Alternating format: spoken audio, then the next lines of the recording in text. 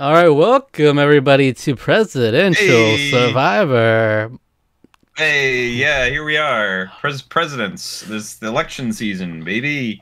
The Boy, election, it sure is an election season right it's coming now. up. It's coming up. When Yeah, this gets posted, it'll probably be within a couple days from now, the official election day. yeah, So, yeah. As of recording, it's 8 days away. mhm. So crazy. But early It's voting is up sneaking there. right up Go on us out here. there and vote, guys. We both have our candidates that we're rooting for right here. Right. Well, I guess mine was from a few years ago, but Picard Riker, make Yeah, it well, so. this is my 2020 White Pinkman. Say my name. What? Walter White would be like the worst presidential candidate. Mhm. I'd rather have William Henry Harrison come back from the dead. That's and ridiculous. be the president That's again. absurd. Is it? No one ever talks about that Walter guy. White's We'll never kind of a even. horrible person. Definitely won't be talking about him today.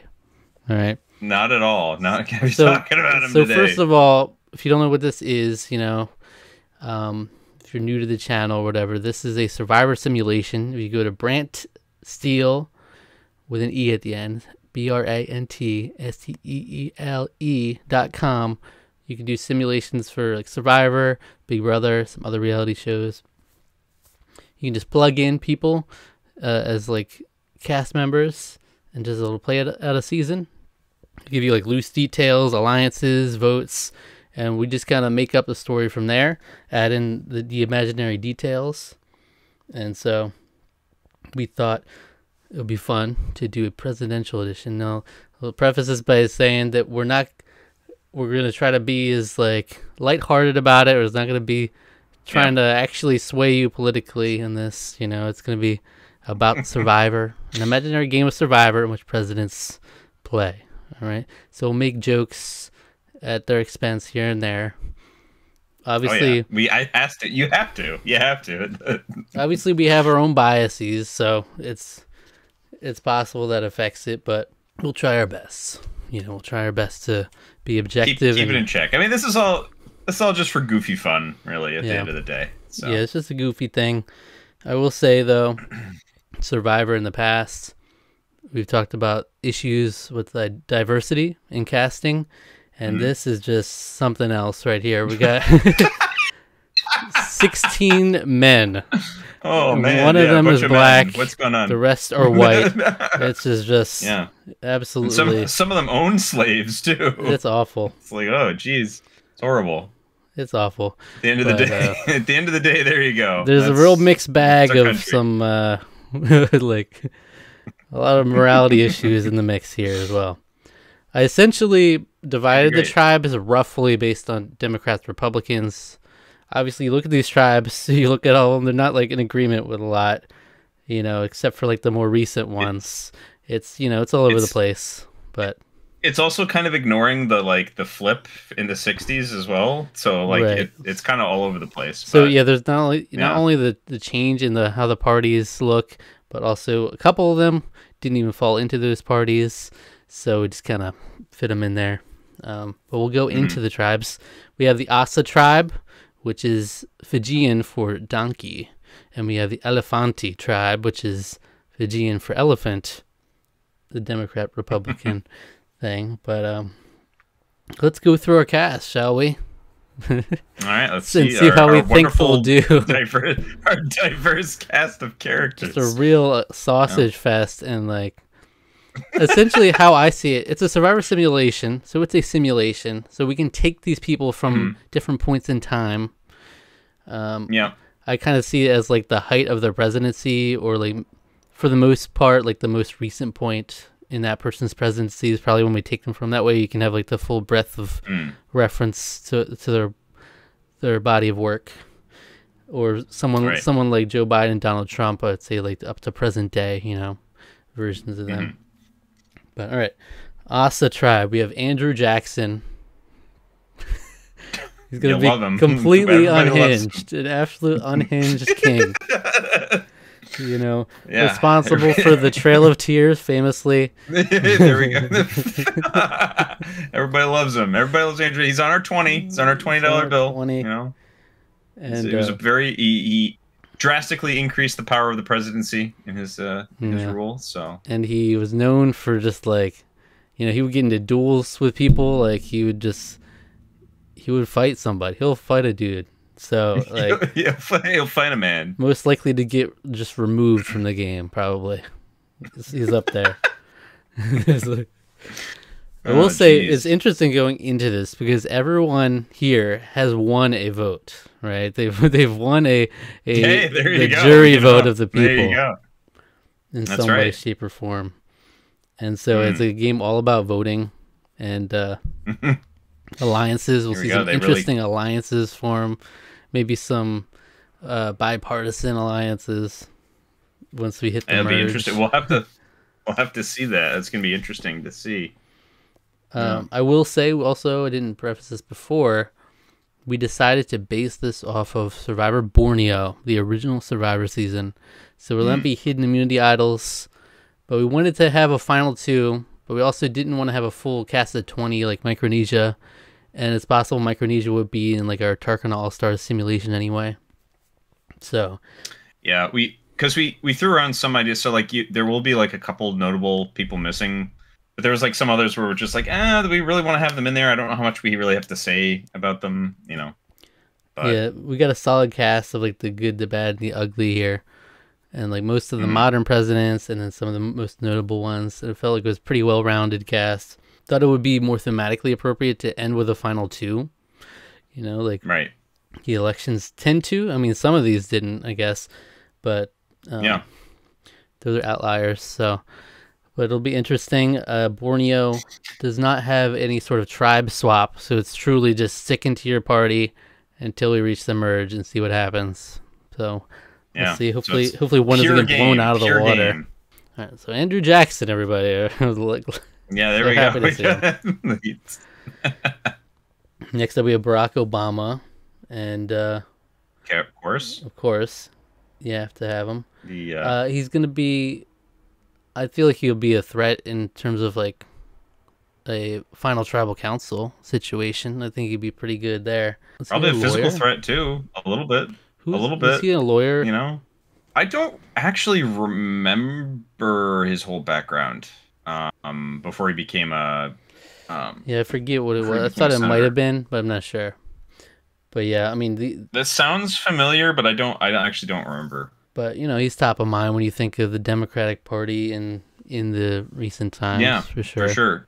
I mean, he's the first social media president, I would say. Like the first one where social media was taken off. And I mean, there was like, the world was more interconnected than ever before when he first became president. Historic campaign and all that, for sure. Yeah. So we'll see if that translates into this game. He seems to be like a kind of sociable guy. I could see it. I think most people, even like people that really did not like him as a president, were just like, I mean, they parodied it in Hamilton, where it's like he's so approachable, like you could have a beer with him. Right, that was the thing. Like that was lines that people would say about Obama, like all the time. So like, he seems like a cool guy. That could be helpful in a game like this too. Sure. Yeah. Next up, we have Bill Clinton, who did not have sexual relations with that woman, and we won't hear otherwise. He did not. Nope, he did not. He was there. It depends on what the definition of the word is, right? Isn't it the definition of the word is? He could be a messy player, potentially. Yeah. With his history. Betrayal. He could backstab an alliance. Betrayal. We'd be playing multiple angles. But well, you have some other ladies' men in there too. I mean, for sure. But he was known as like, people thought he was pretty sexy at the time, right? Bill Clinton. People got the hots for him. Yeah, I think really so. Older women. I think so. There was, yeah. He's a fine Southern gentleman, I guess. Yeah. Suppose in his time. How do you think Bill Clinton will do? Bill Clinton's definitely has he has I think he's got some bargaining power. He might be able to get some deals made. But don't know. It's kind of hard to say. Sure. And then we have Franklin Delano Roosevelt, FDR, and he's the president who has had the most terms. He's been voted the most times. So yeah, four dang times. So will that be a target on his back potentially? It might be. He had a long time in office. He presided over the most years of America. He kind of broke tradition, because it was kind of a long-standing like tradition to follow George Washington. Right. His 2 terms. And he's like, nope. I'm breaking that. Getting us through the Great Depression, World War II, fireside chats. He's definitely the fireside chats are gonna come in big here. They'll come in big. He's gonna be the confessional guy. When you go, the camera crew knows when to go to a solid confessional. Yeah, they know a solid confessional when they got it. So, and his biggest struggle will be if he can hold up physically with the rest of the competitors in these challenges. That's going to be very interesting. That'll be interesting for sure if he can make it through. This is like a very old-leaning cast all around. Yeah. A lot of these people, so if you actually put them through these Survivor challenges, like probably half of them wouldn't make it through like one challenge. It's so it'll be interesting. Who's going to be like an immunity threat here? But you'll have to see. Yeah, maybe they'll hold that against him. Maybe there'll be a sympathy vote. I don't know. It's hard to say. Next up, we have George Washington. He's often seen as one of the best presidents. He's the first president. He's almost like, if you call the Survivor All-Stars, it's like he's Richard Hatch coming into Survivor All-Stars. Basically, big target for sure. On the back. We put up the big 2 we put on each side, on each tribe. So we have George Washington on this tribe, Abraham Lincoln on the other one. We'll see how they fare. George Washington, though, as you said, he set the precedent of not just overstaying his welcome as a president. He saw himself out. He famously did not. Actually, he did not believe in the political parties. He thought that would be the death of America. Exactly. And, well, we're still going. We're still going 250 years later. I guess we're doing something okay. But he's thrust into it with all the people, a ton of the people that have come since. He gets to see all of it. But George Washington, also a celebrated general in war, and so could he be like a tribe leader energy? Could be. He not necessarily the spot you want to be in. He could try to beat the radar, though. That's right. He could try to beat I can't imagine George Washington going under the radar. That'll be something. Yeah, seriously, how could he do that?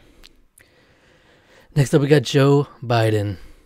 Joe Biden, our sitting president, who, when I was first talking about doing Presidential Survivor, I thought it would be thematically around the whole Joe Biden versus Donald Trump, one on each tribe, and see if it comes to blows. Because you posited this in the summer. This is before the debate. It was before a whole lot of stuff happened this year. Oh my gosh, a whole lot of stuff. This has been one of the weirdest election cycle I can ever remember. Probably maybe ever.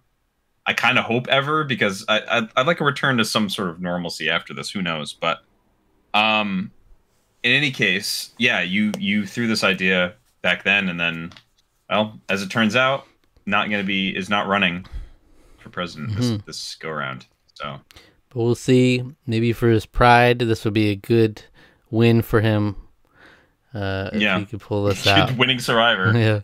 As a last ditch mark for his presidency.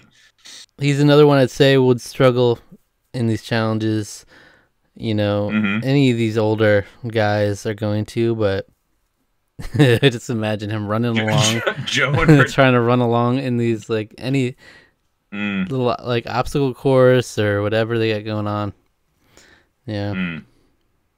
Yeah, Joe in particular is showed his age, especially in the recent months. So it's gonna be tough.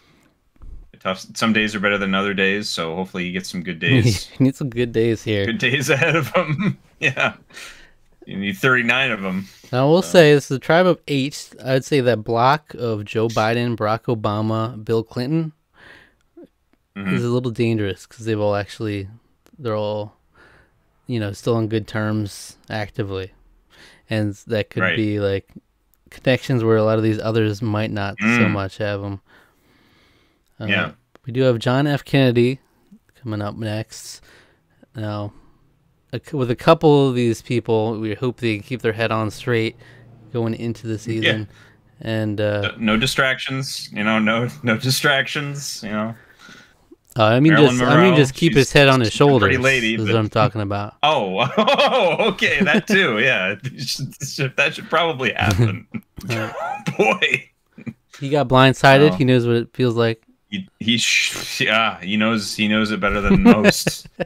Are we taking it? Taking him after that, or are we taking him right the instant before that? I would say it's the instant before that. He's kind of riding high then. But it's not like a simulation where he like knows that he was assassinated. Like he doesn't have that. Should he have that knowledge? Maybe not. Maybe he just has like a feeling. It's like that feeling that you kind of get like a premonition sort of feeling. Maybe he's got that constantly. That'll be his driving force. Yeah. Now JFK is definitely known as a charmer. Yep. Unfortunately, a bunch of fucking old white dudes here. Yeah, you can't run that angle. It's very true. It's not so much his wry Bostonian charm cannot get him. Superpowers is a little nullified here. Yeah, but notably the first Catholic president. Which was a kind of a controversial thing at the time. Interestingly enough, but it's much more of an afterthought now. In terms of how we talk about sort of religious leanings with a lot of people, but I could still see him doing well in this game. I mean, he could work with. I could see him working with everybody here. I could see him being the guy. Yeah. Making alliances with everybody. I don't know. Yeah. And then lastly, rounding out the Asa tribe, we have Thomas Jefferson, who famously followed up shortly after George Washington, John Adams. We have Thomas Jefferson. So they were around the same time. They're intimately aware of each other. Now they could potentially work together. They're a little bit like a lot of these other people they don't know though on the tribe, so that could set them apart in that way. It might, yeah. It might a little bit. They seem like they're maybe a little out of time, here, displaced from another era. Yeah. But they so that might hold it against them, but might be able to work some angles. I sense there could be a little friction between Obama and Thomas Jefferson. Oh yeah. Just something staring me in the face, and I can't really quite put my finger on it, but yeah, there's gonna be some uncomfortable conversation on the beach for sure. That's true. Very true. Thomas Jefferson and George Washington. Yeah.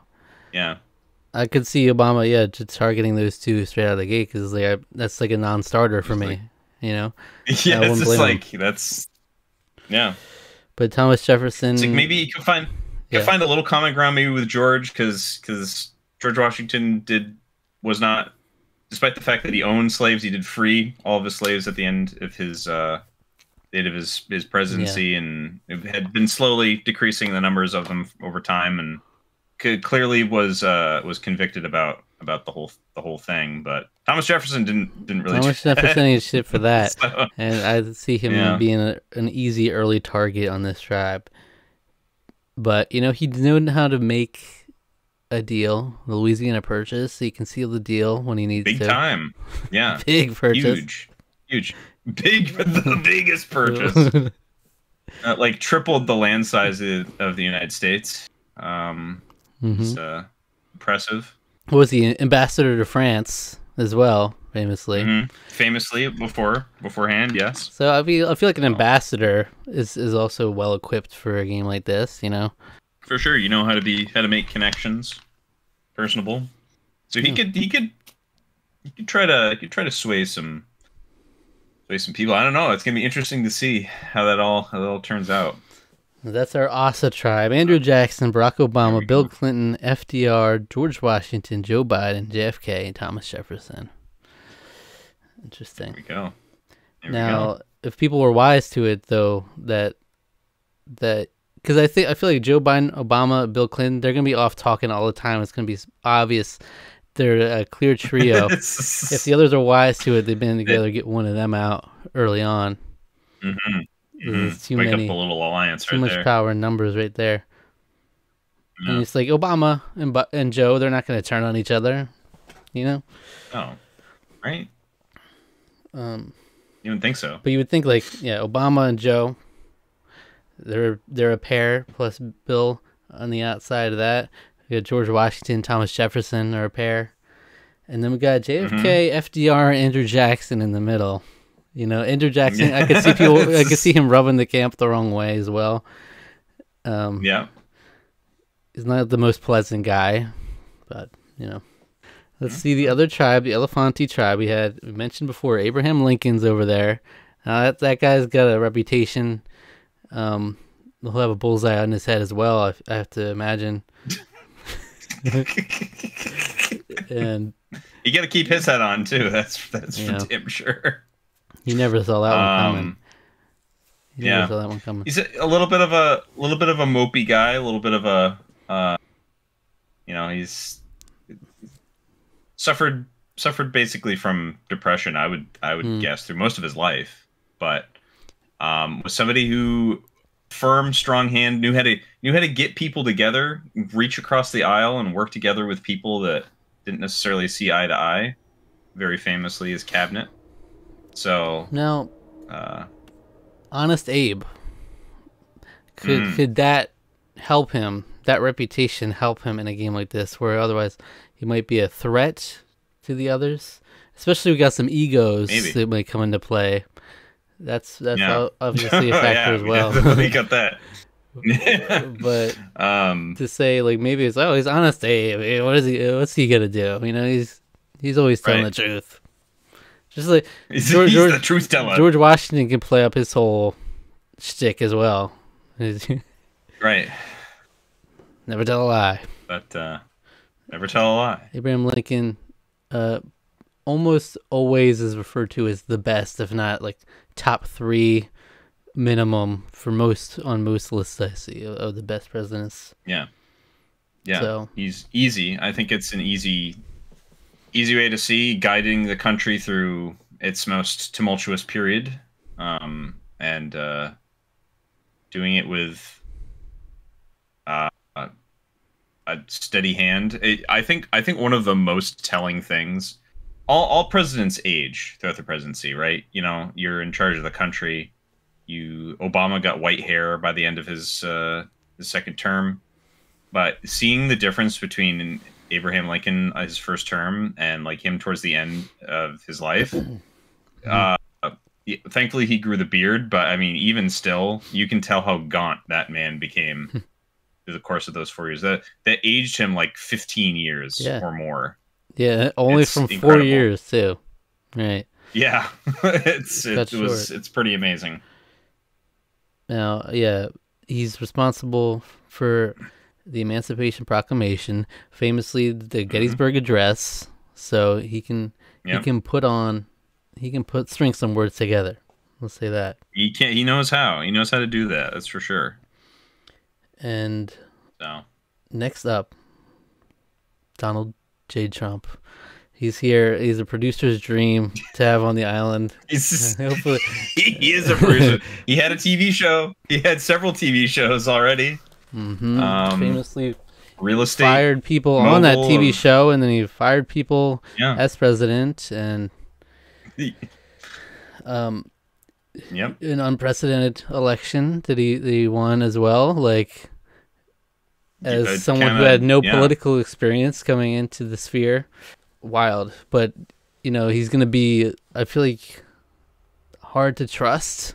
No one to turn on his allies. He'll definitely be hard to trust. I think the camera crew is gonna love him. He's always got a zinger. I mean, professionals. He's really quick. Yeah. He's quick-witted.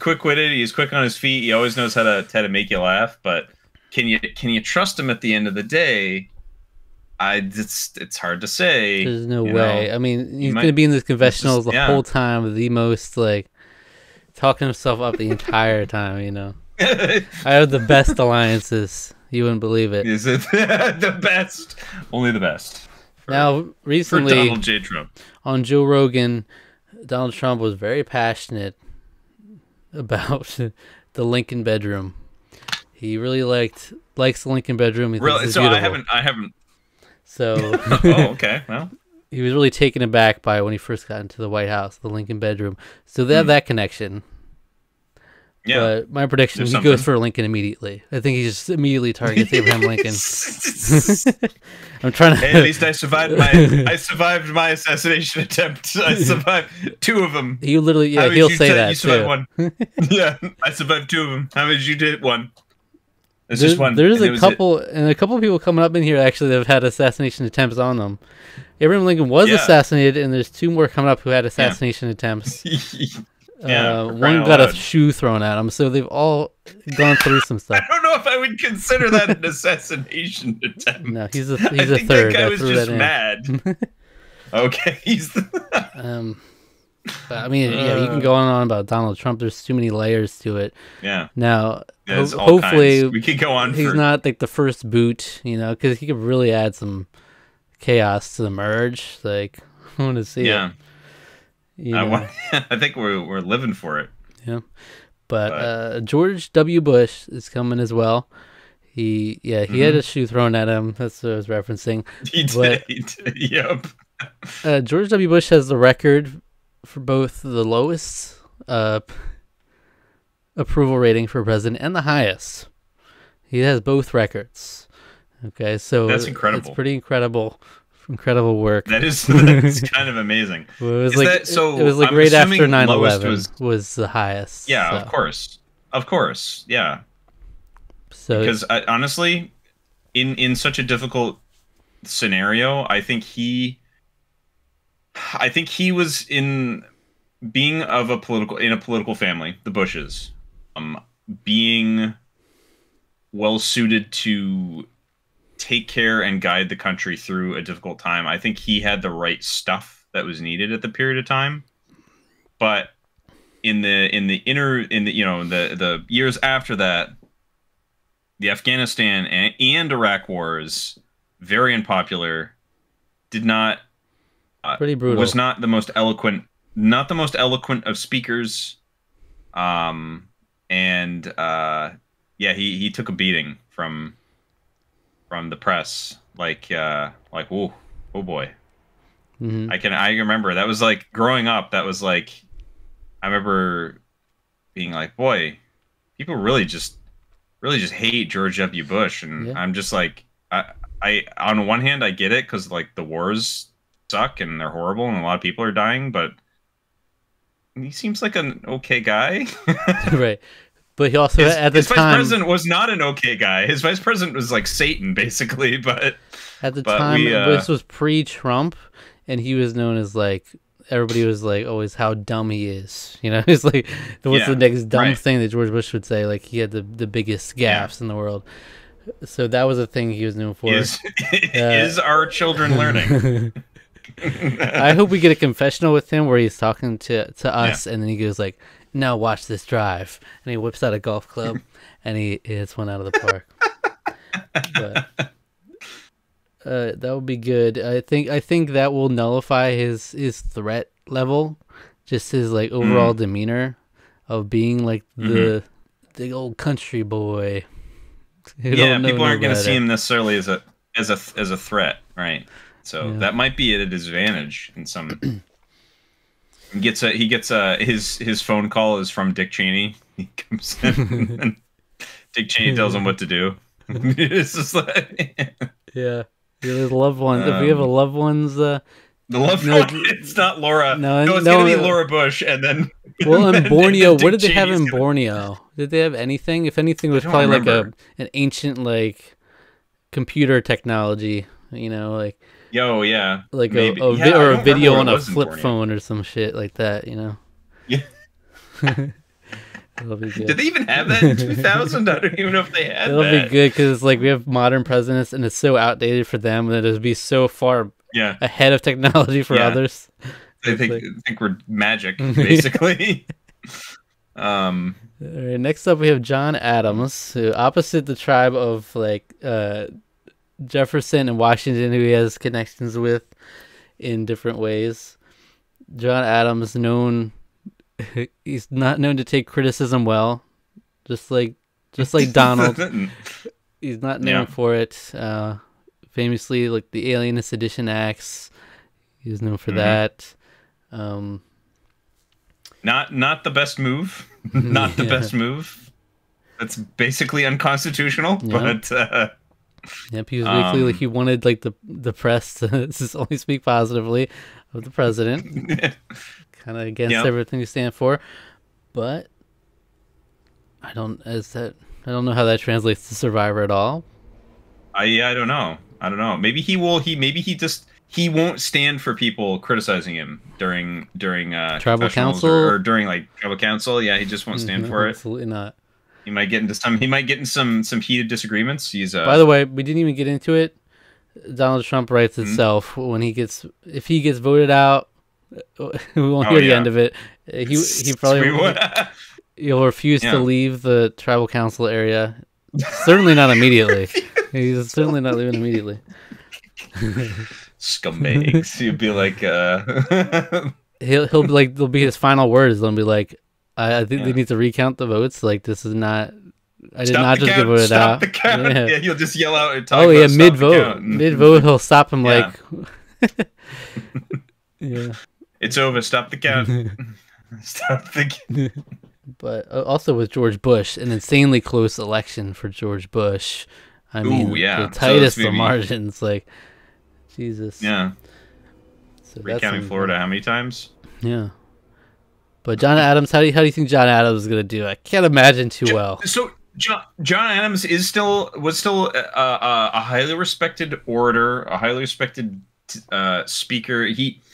He's not like he's in an interesting position because it's like, how do you follow up George Washington?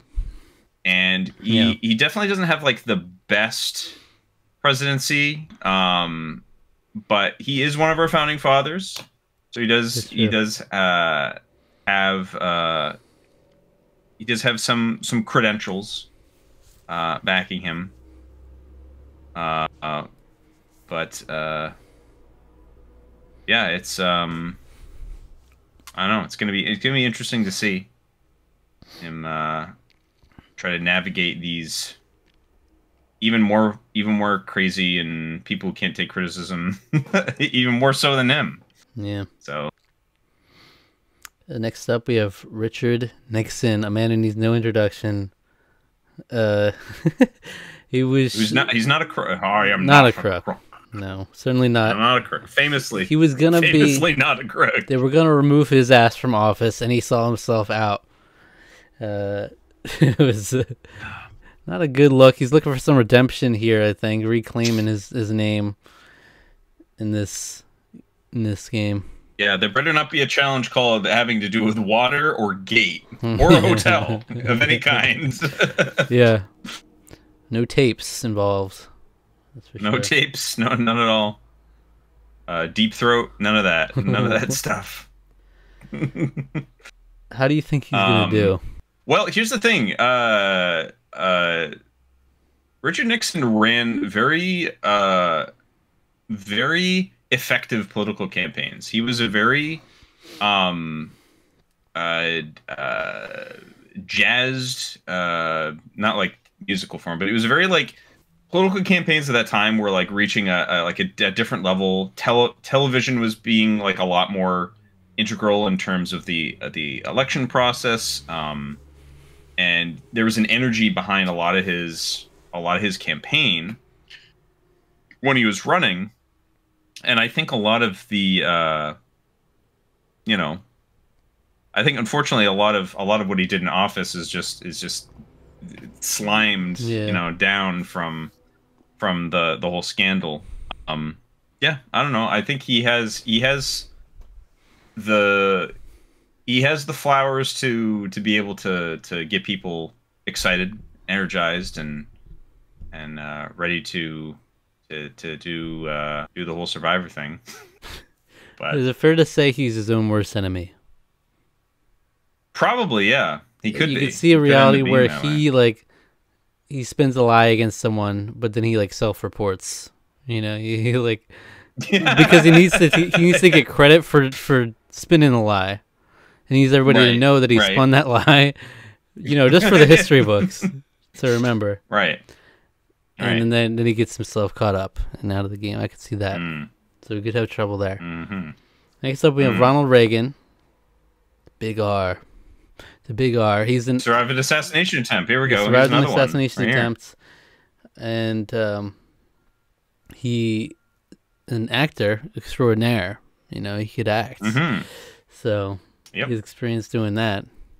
You know, he's a bit past that in age at this point, but but yeah, when he was president, I mean, still held in particularly in right-leaning circles, held in extremely high regard, especially in this tribe. Early on, he'll one of the greatest in terms of like the whole, you know, the 80s defined by the idea of Reaganomics, trickle down economics. He knows how to weave. He knows how to try to reach across the aisle and get things done. Crazily won California, which seems insane. That he won 49 out of 50 states or something. Like, yeah, I remember looking at the electoral maps of like all these a while back. There's been like tons of gerrymandering and lots of other stuff going on with the electoral maps these days, but like it still was incredible. Yeah, there's some crazy ones that happened. Yeah. But yeah, he has a bit of a reputation, especially within his tribe. So whether that helps him, like people just like to have him around, or what, you know. Yeah. Again, I feel like Donald is like he's the wild card in all this. He's the wrench. He's the big wrench right here, isn't he? Yeah. Because what's good for others isn't always good for Donald. Exactly. Everything you've done, I've done better. All of them. He wants. He's gonna want all the biggest fish to fry. That's for sure. Next up, we have Theodore Roosevelt. He doesn't like to be called Teddy.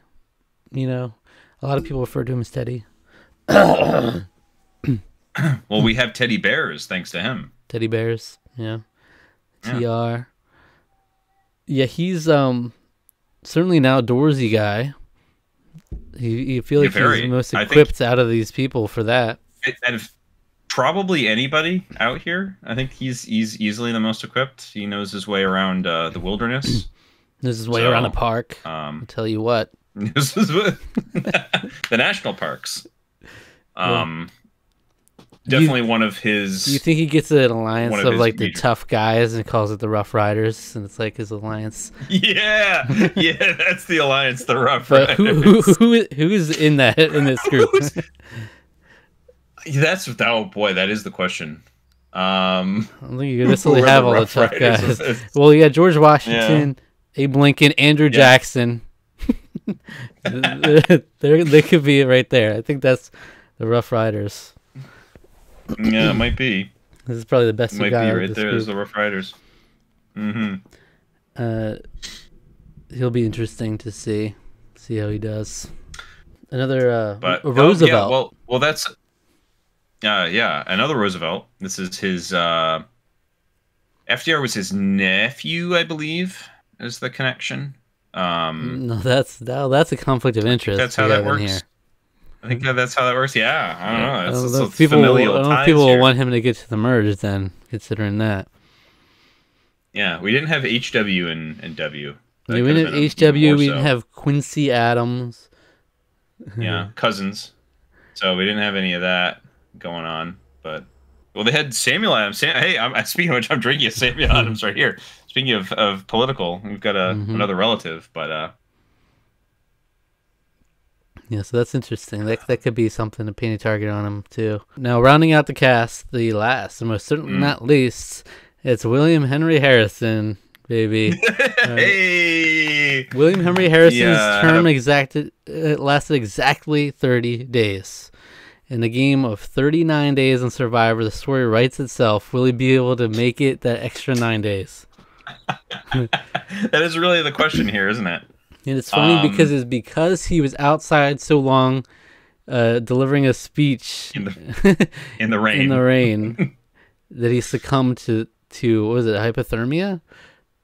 Basically, pneumonia, I think. Pneumonia, he had and it killed him. So I'm sure there'll be a lot of rain out here. First of all, and it's for 39 days. So yeah, hopefully it will be. Well, it's not going to be in January in the Northeast. You know, it's not going to be in. Yeah. Was it in the DC area at that time? Because I'm trying to remember the periods of time. Because the capital for some period of time was in New York or Philadelphia. I need to sweep out the cobwebs in a lot of my American history. I'm realizing I was like, boy, I didn't really do a whole lot of post-war studies when I was in college. So like my Nixon's stuff is a little rusty, and I'm realizing I need to brush off some of my early American history too. So I don't remember if the capital was in Washington. I believe it was at that point by the time William Henry Harrison was the president. But yeah, it sure can get cold down there in in January. I tell you, so I don't know a damn thing about the guy. I really don't. Well, he famously had probably one of the first like well-known political campaigns. The slogan "Tippecanoe and Tyler too." All right, I didn't know that one. That was a huge thing. They had a song about it. So it was Tippecanoe, because he was old Tippecanoe. He was a general, I believe, in the I guess it would have been the Revolutionary War.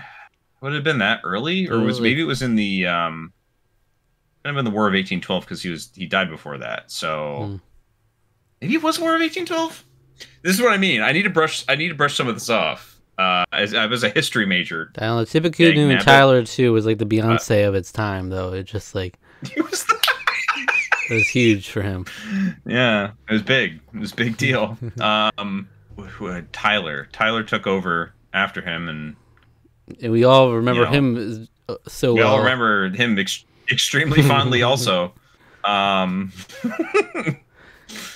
you can't follow the goats. You never have a good president when you're following a goat like that.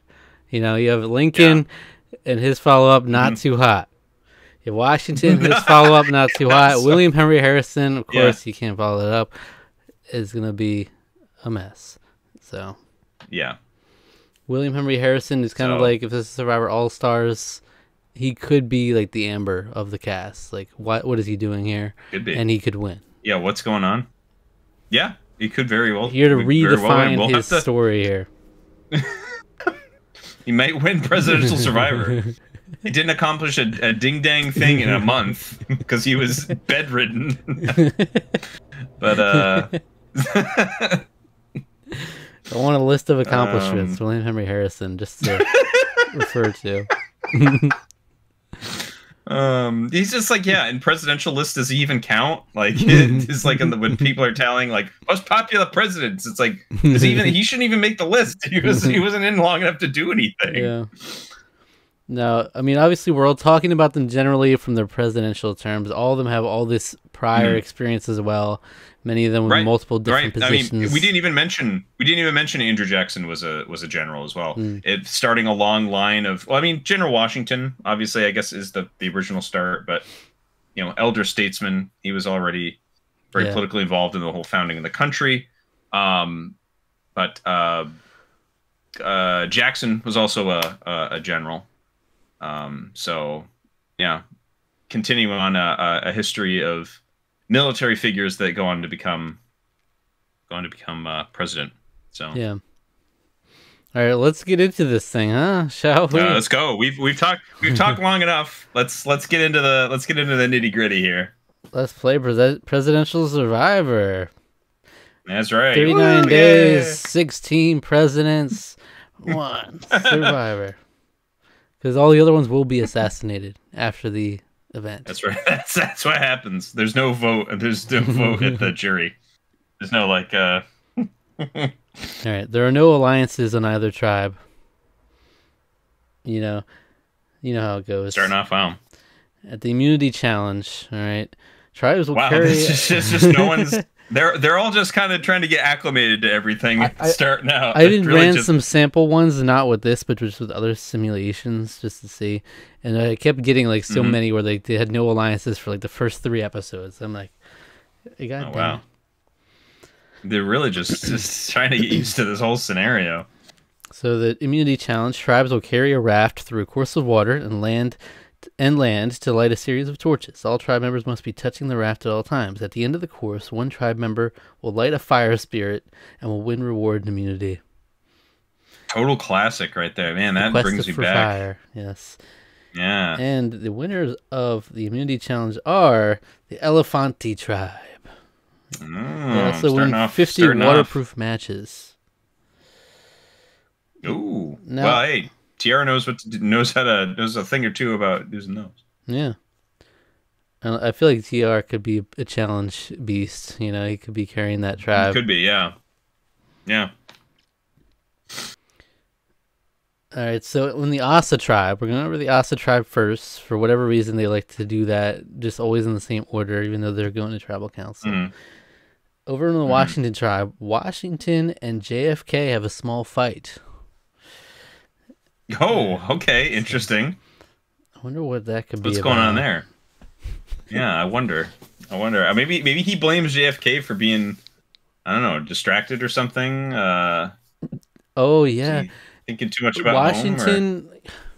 Washington famously crossed the Delaware River.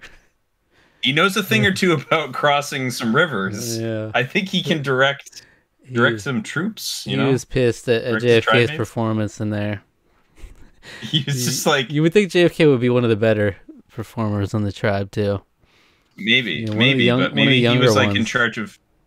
Maybe he was in charge of helping FDR do stuff, and he just didn't. Maybe he left FDR behind, and they had to like run back and grab him. That's all we have going on in Asa tribe for a looming tribal council. Well, let's go over to the Elefanti tribe real quick, where we have Ronald and Theodore. They bond strongly. All right, a little alliance perhaps forming, not technically an alliance in Brant Steele world, but potential. A little I guess some chemistry. Well, so Ronald Reagan is also an outdoorsman. Famously loves horses. So they may have bonded over their love of horseback riding, perhaps. Most interesting television ever. Something. So how about horses? It's just two men just bonding over horseback riding, just like the ancient medieval periods. Really, men's relationship with the horse. Humanity's relationship with horses, and they just something beautiful about that. I've already seen the effect of having all men in this season. Yeah, it's it's definitely a sausage fest and a half over here. So we're going to tribal council with the Asa tribe. Okay. The only thing that happened was Washington and JFK fighting. Is it just one of them? Yeah. Yeah, it's probably going to be one of them. Or is it just nothing related? Like, it's something random. Yeah, yeah. This is just going to be like 15. 15 votes. There's just going to be votes for everybody, but like everyone else. We'll see. Yeah, either the fight was nothing, or it was. Yeah. It is the primary thing, and we'll see who takes whose side on this fight. Right. Or if it's like all on one. We'll see. Here we go. It is time to vote. I'll read the votes. Barack. Oh. JFK. Okay. Washington. That is 1 vote Barry, 1 vote JFK, 1 vote Washington. JFK. That's 2 votes JFK, 1 vote Barry, 1 vote Washington. If I find out Jefferson voted for Barack Obama. Washington. That's 2 votes JFK, 2 votes Washington, 1 vote Barack. JFK. That's 3 votes JFK, 2 votes Washington, 1 vote Barack. The first person voted out of presidential survivor, John F. Kennedy. Wow. That's 4. That's enough. John Fitzgerald Kennedy knocked out really early. You don't get into a fight with Washington on day 1. Yeah, that was what are you doing? Luck. What are you doing? Everybody's gonna rally to Washington's side. Now let's see. So overall, the vote count was 5 votes JFK, 2 votes Washington, and 1 vote Barack. Let's see how they voted. Oh no! Please tell me. No, the 1 vote for Barack Obama was Joe Biden.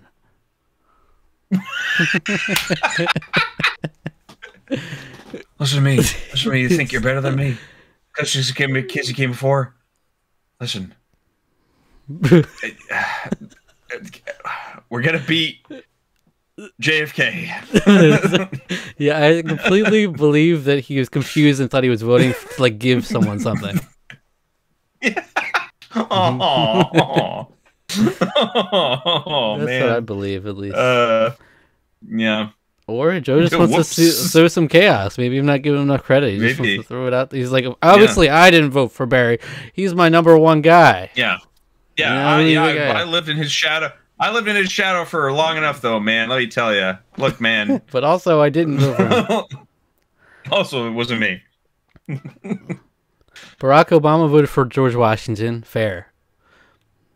And JFK voted for Washington. So Barack Obama finds himself on the outs with JFK, but then Joe Biden voting for Barack Obama. I think he was just lost. I think he was just a little lost, but yeah. But overall, really unfortunate. Andrew Jackson, Bill Clinton, FDR, and George Washington and Thomas Jefferson all voted for JFK, which is interesting. So the Obama and Joe unit, not as linked, and Bill Clinton just saw himself out of it entirely. He was like, they're messy over there. Joe doesn't know which way to vote, and so I'm just gonna vote for JFK and join up with these other guys. Look, I don't know a whole lot about what Mr. Biden's doing, but I'm just gonna sit out of this one myself. He just old Bill. JFK finds himself at the hands of another blind side. Not too soon. Unfortunate. He could have been a fan favorite, but player. You put him in the tribe with all these straight guys. It's hard.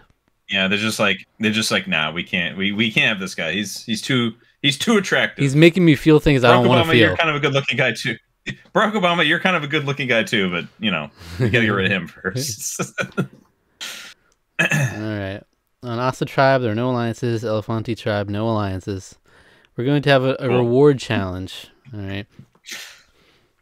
One man. I like how it says man. It just knows. One man from each tribe is designated the weight bearer. Okay. The other tribe members will add water buckets onto the opposing tribe bearer's bar. When the weight becomes too much for the weight bearers, the men will drop their bar, and the first one to do so will lose reward for their tribe. Now, who do you think the weight bearers are on the two tribes? Do you think it's TR on the Elefanti tribe? Do you think it's him? Yeah, maybe. That seemed like that would make sense. And then on the Asa tribe, who's got it? Either George Washington or Andrew Jackson, maybe. Maybe. Or Obama. I don't know. I'm not sure. So wait, what exactly are they doing by the what are they, what's the position that they're taking? I'm trying to remember. I didn't remember them doing this in Borneo, but I remember them doing an Australian outback because it was Colby with the pole on his back. Oh, and you have the buckets on the side, and you're adding, you keep adding more weight to the other tribes, like single person. Well, George Washington was a farmer, and you know, yes, okay, he owned slaves, but he did work on his farm as well. He didn't do as much. He did work on his farm as well, but he did work on his farm, and so he knows his way about, you know, maybe a little bit of labor there. Andrew Jackson, you know, military figure. He could probably carry some stuff on his back. Yeah, I don't know. Maybe this Barack. Barack did sports in college, so he might be carrying some of that still with him. Well, one way or another, Asa tribe wins reward. All right. It doesn't say what the reward is though, but they won it. But they won it. I'll tell you what. Cool. Clean water. I don't know. Next up, we have an immunity challenge. It's called Bugging Out. Each tribe member will eat a beetle larvae called butak. If there are tribe members who do not complete the task, their tribe will lose the challenge. If everyone completes the task successfully, then both tribes will choose a member of the opposite tribe they believe will be the slowest in eating a butak. For a sudden death participant to finish their butak the fastest will win immunity for their tribe. All right, so it's a good old eating challenge. All right. Yeah. And the Asa tribe wins immunity. Oh, so they end up beating him out. Interesting. Very interesting. Over on the Asa tribe, Bill Clinton has a major meltdown. Oh no! I thought he was keeping it cool, going with the group. Yeah, he's keeping it cool. Maybe he didn't have any of his late night snacks at his disposal, and it's just kind of driving him batty. You never hear about that. That was the thing. That was the thing towards especially in his second presidency. It was a thing he had, like, it was very famous that he had like a fairly well stocked fridge, and, like, you know, he's a late night snack connoisseur. So no snacking. Maybe Mrs. JFK. He probably liked JFK. He just had to do what he had to do. Yeah. Maybe that's why he. And then now he feels like he doesn't even have, like, the two people he came in with. He's not really close to them right now. Right. Over in the Elefanti tribe. I thought we had something. Abe and George Bush bond slightly. Okay. And then George and Ronald have a minor disagreement. Interesting. Okay, the bond. I wonder what the bond is. I mean, he's just a big fan. He's just a big fan of Abe Lincoln as an orator, as a lawyer, as a statesman. A couple of good old boys. Yeah. And then him and Ronald Reagan. You know, George Bush, he doesn't work for everybody. You know, it doesn't work for everybody. Ronald Reagan's not a big fan of the Iraq War, maybe. Not a big, it's a very popular proponent thing. of. Yeah, it was super popular though. The first alliance has been formed on the Elefanti tribe. Oh, which consists of 3 people. It's Richard Nixon, Ronald Reagan, and Theodore Roosevelt. That's a motley crew if there ever was one. What a trio. Yeah. Okay. Richard, Ronald, and Theodore. Interesting. Don't call me Teddy, though. No, don't call me Dick. Don't do it. All right, Tricky Dick. You can't do that. But we are going to the tribal council with the Elefanti tribe. How do you think that'll shape up? I don't know. This alliance may throw a wrench in some things. It's who really is the missing link? We haven't heard a whole lot from many of them. I mean, William Henry Harrison. Don't know what he's doing. Maybe he was he the weak link? Was he just not feeling Donald Trump super having well? A surprisingly quiet start. Yeah, Donald Trump is not making waves. He's maybe he's too busy. He's too busy thinking about the upcoming election. Maybe that he was very distracted when he tried to eat the beetle. No, I wouldn't eat it. I wouldn't eat it. George Bush. I just don't. No, I just don't believe it. Okay, so George Bush had a disagreement with Abraham, or no, he bonded with Abraham Lincoln. Had a disagreement with who was Ronald Reagan. Ronald Reagan. And Ronald Reagan is in the alliance. Yeah. Because so George Bush be in the crosshairs.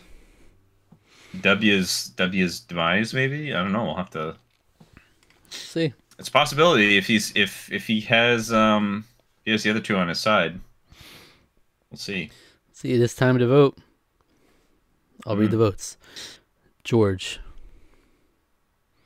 Donald. Okay. Donald. George. That's 2 votes Donald, 2 votes George. If Donald just goes out quietly in the second episode. That'd be incredible. George. That's 3 votes George, 2 votes Donald. I know. Yeah. George. That's 4 votes George and 2 votes Donald, 2 votes left. Donald. That's 4 votes George and 3 votes Donald, 1 vote left. Oh my god. The second person voted out of presidential survivor, George W. Bush. Interesting. So who's voting for Donald Trump? It was 5-3. He's rubbing people the wrong way, clearly. Yeah, he's rubbing people the wrong way, clearly. Abraham Lincoln, George Bush, and John Adams voted for Donald Trump. Oh, man. So Abraham Lincoln really hitched his wagon to George Bush after they had that nice conversation. Yeah. And John Adams somehow find himself with this two. John Adams just like, maybe no one talked to John Adams. He's like, I'm assuming we're voting for Trump. I mean, that seems like pretty obvious. Yeah. He's just a big blowhard, right? I mean... Crying out loud. He told me to sit down. I don't appreciate when people tell me to do that. Sit down, John. Sit down, John. Sit down, John. But we have that alliance of Richard, Ronald, and Teddy. They voted for George Bush, as well as Donald Trump and William Henry Harrison sliding himself into an insulated position in the powerful alliance. William Henry Harrison, you know he's here to play. he's here to play. He can play the game. He's just gonna coast. He's just gonna coast in there for 24 more days. Donald Trump, I mean, you gotta give it to him. He's kept his mouth shut and didn't rub anyone the wrong way. No disagreements. And he actually, we know, and no major disagreements that we've been alerted to. Yeah, and he finds himself on the right side of the votes here, with now John Adams and Abraham Lincoln on the outs, potentially. Let's see how that plays out. We're down to 7 members apiece in these tribes. There's no alliances on the Asa tribe, and there's Richard Nixon, Ronald Reagan, Teddy Roosevelt. These aren't necessarily the Rough Riders. Maybe they are. They're rough in different ways. I don't know. Yeah. But well, Ronald Reagan, like I said, horse riding. Yeah. Richard Nixon. Richard Nixon. Maybe he's just along for the ride. He could hitch him to like a little. I don't know. He'd run along a little clown car behind. Along for the ride, the rough ride. Yeah. Here for a reward challenge. Treasure chest is submerged 150 yards off the sand spit. Each tribe must swim out to the treasure chests. Once the entire tribe arrives, they must dive down and work as a group to drag the chest along the ocean bottom back to shore. First tribe to haul their chest to shore and open it wins. And now, see, this would be a JFK challenge. It feels like, because I could be wrong about this, but I feel like, wasn't JFK like a swimmer? I feel like he might have been. I don't know. I believe might have known his way around a swimming pool.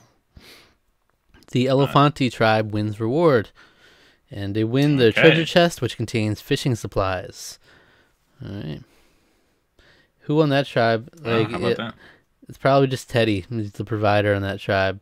Yeah, he's just Theodore. Strength through Theodore. Yeah. Tippecanoe. Tippecanoe. We don't know what Tippecanoe can do. Yeah, we don't really. He's showing his potential now. That's the thing. It's time for the immunity challenge. FDR has it rough in that challenge, let me tell you. Yeah, for real. The challenge is called Rescue Mission. Before the challenge, both tribes received tree mail where they were instructed to make a stretcher and pick one tribe mate preferably the smallest or lightest, that will be lying on it. They're to choose leaders as well. This is interesting with all dudes. Who's the lightest? Yeah. FDR. Well, you just have to lie him out. He's already, Is he the lightest? Well, that's the question. I actually don't know how much he weighed. I think he was. But strategically, you probably should do that, right? Strategically, you probably should do that. I feel like he was. It'd be a little hard not to. I feel like he may have been a fairly tall individual, but there's a lot of tall guys here, though. What about on the Elefanti tribe? It would be a Tippecanoe. Get Tippecanoe on there. Maybe I don't know. I'm just going based off of vibes. They're just all guys. Yeah, he's not the most elderly. I think that's Donald Trump, right? But Technically Donald Trump speaking, is probably more. Yeah, got more weight on him than William. Yeah, he definitely has more weight on him. Yeah. So, probably William Henry Harrison. Yeah, I think he was a fairly, based on his portraits, he was a fairly thin man. So yeah, it's all we got to go off of. Not much. The Elefanti tribe wins immunity. They hauled William Henry Harrison over there. There we go. I didn't read the whole description of the tribe, but they hold him on a stretcher somewhere. Yeah. All right, let's go over to the Asa tribe first, as you do. Mm-hmm. Andrew Jackson and FDR find something in common.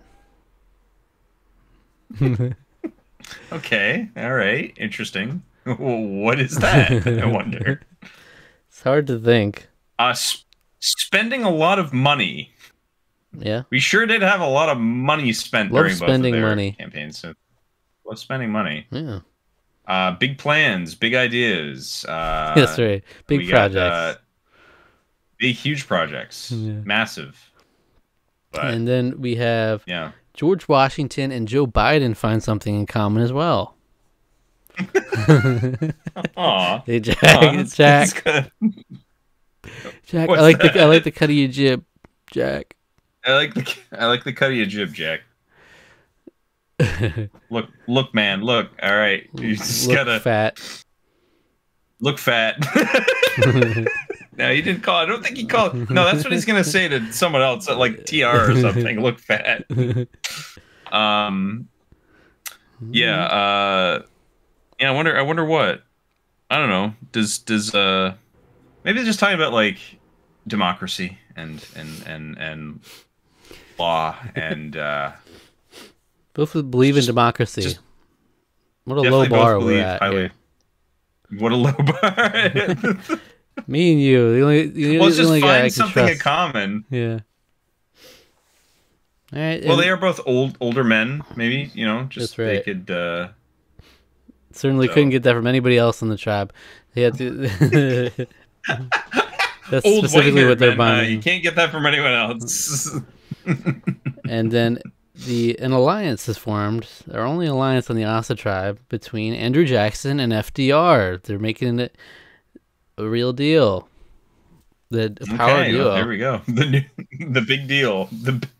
It's not the new deal. It's a big deal. It's the big deal. It's a big deal. Yeah, this is it. Yeah.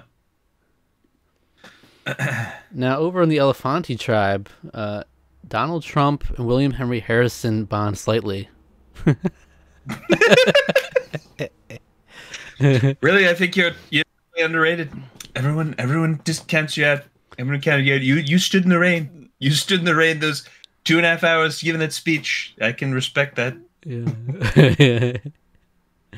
Yeah. My rallies are the best rallies, let me tell you. Yeah. I sometimes go for well, not quite that long, but my rallies, they can be sometimes as big as 2.5 hours long.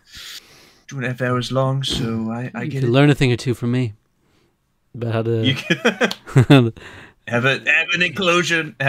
Do it. You better carry an umbrella next time. Do it inside. Yeah, I learned that lesson the hard way myself. You got to do these things inside. All right, so I feel like Donald Trump sees William Henry Harrison as like a weak man, like a weak man that he can like pull under his wing. Yeah, that he can kind of like, yeah. You gotta be careful, William. You gotta be careful around William. He'll surprise you. You just watch, Donald. Yeah. You will see. We'll see him get his claws out here. Tippecanoe. Mm-hmm.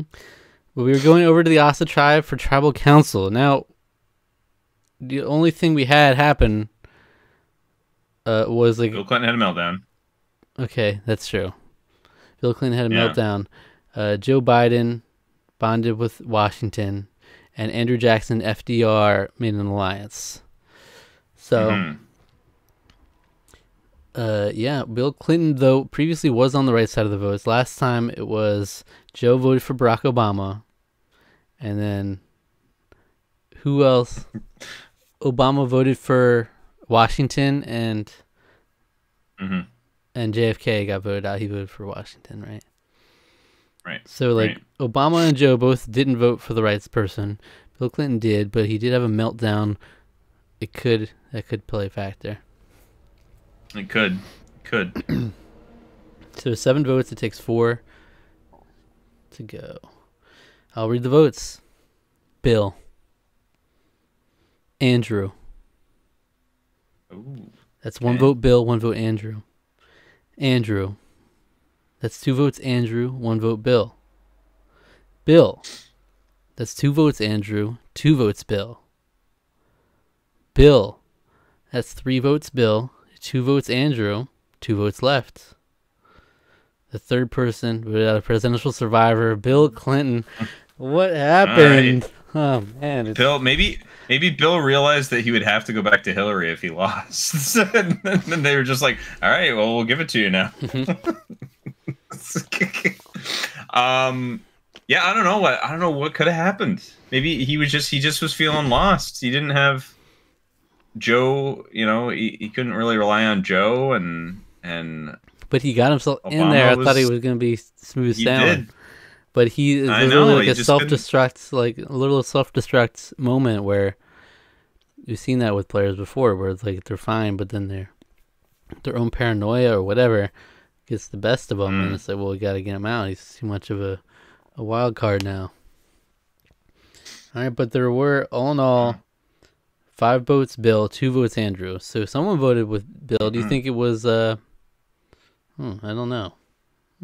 Yeah, I don't know. Maybe. Would have been Joe or Barack Obama, maybe? It was Joe. Joe voted with Bill Clinton to vote Andrew Jackson. Showing some solidarity. He got the memo this time. Oh, that's who we're voting for. But it was only with him, though. Yeah, he got the wrong memo. Barack Obama got back on track. So that's nice to see. He pivoted there. And it's with the majority now. He was able to vote with Washington after just voting for him previously. Okay, so Joe Biden kind of potentially on the outs there. Yeah, maybe. All right, we're down to 7 people in the Elefanti tribe and 6 people in the Asa tribe. Over in the Asa tribe, we have Andrew Jackson, FDR as the sole alliance. And on the Elefanti tribe, you have Richard Nixon, Ronald Reagan, and Teddy Roosevelt as the sole alliance.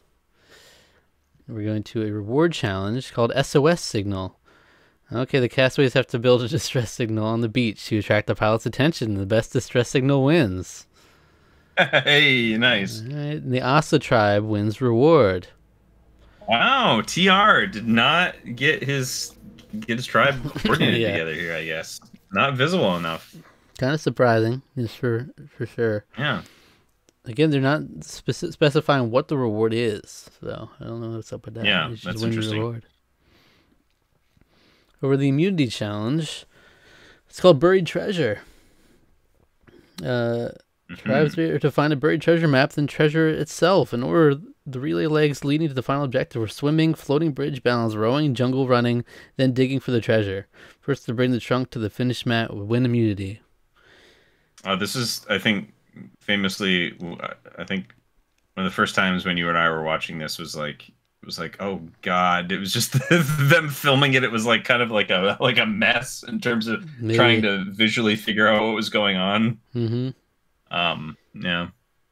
And Elefanti tribe win immunity. Okay. They didn't go back. The pendulum didn't swing back this time. That's right. We don't need the reward. We can just power through. Power through. We got this. Wait. Oh no. How many people are on the Asa tribe? 6? Yeah. This is not a good look. This is not a good look. Oh no. What happened?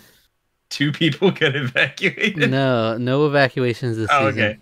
Okay. But I just don't like the optics of it. I don't. Everybody on the tribe but Obama formed an alliance. What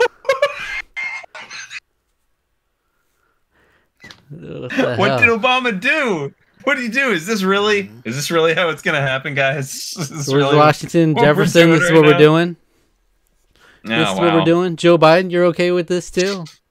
Joe's like, gotta do what you Joe's gotta like, do. I don't know. They gotta. Jesus Christ! Look, Jack. Look, Jack. I think they might have a point. I think. Poor Joe. No, he's not on one of his good days. Oh. He's taking advantage of one of the bad days. That's just horrible. Wow. And that's rough. That's the only thing that happened on the tribe, and they just all formed an alliance against Obama. That's horrible. I have trouble seeing a different outcome now. Damn. Yeah. Wow. That's. we're really leaning into our baser natures, men. Jesus. I guess that's what's happening right now. Maybe they see him as a. I was just seeing him as a threat. He's a younger man than most of them. That's what it is, Alec. I'm sure that's what it is. There's going to be a really... no other reason. It's going to be a depressing spot. People look back on this season. It's going to be like rough on a rewatch. Yeah. All right, well, let's go for some reason over to Elefanti tribe before we go to tribal council. Okay, let's go for some reason. Donald Trump and Richard Nixon bond slightly. I see it. I can see it. I'm not a crook either. Neither of them are crooks. Yeah, definitely not. You did what you had to do. You did what you had to do to get I believe it. The moment in time. Donald's okay with it. You bend the rules. Yeah. You make the rules. That's right. You make the rules. That's... All right. Yeah, I definitely see that. But another alliance has formed on the Elefanti tribe. So previously it was Richard Nixon, Ronald Reagan, and Teddy Roosevelt. But now a new alliance has formed with Ronald Reagan, Teddy Roosevelt, and Donald Trump.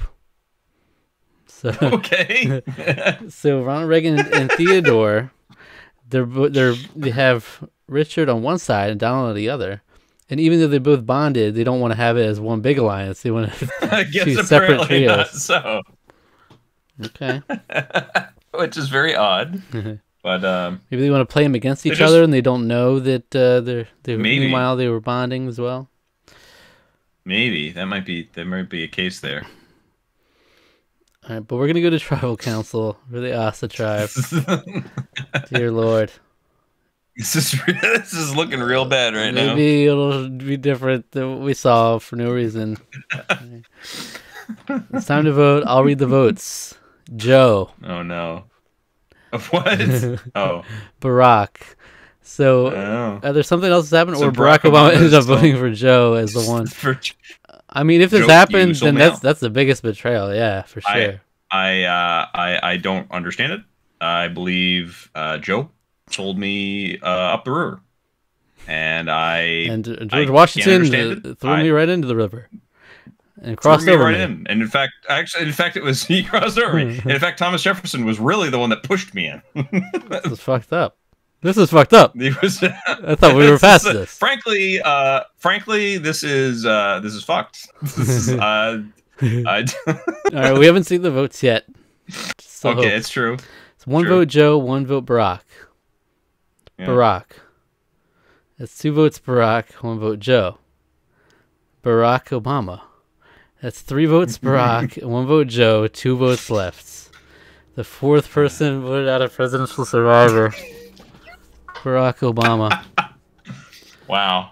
Jesus Christ. That's rough. They weren't ready for that.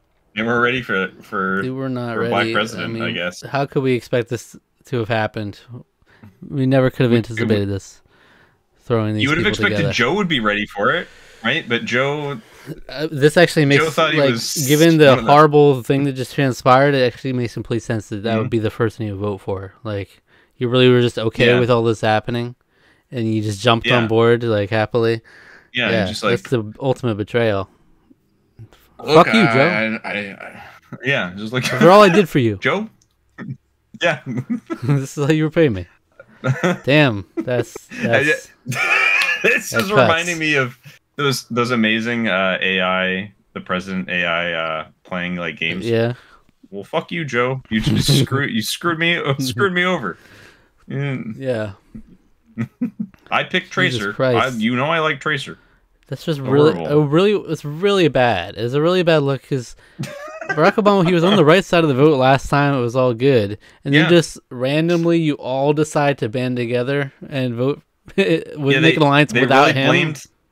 Did you really blamed him that bad for losing the challenge?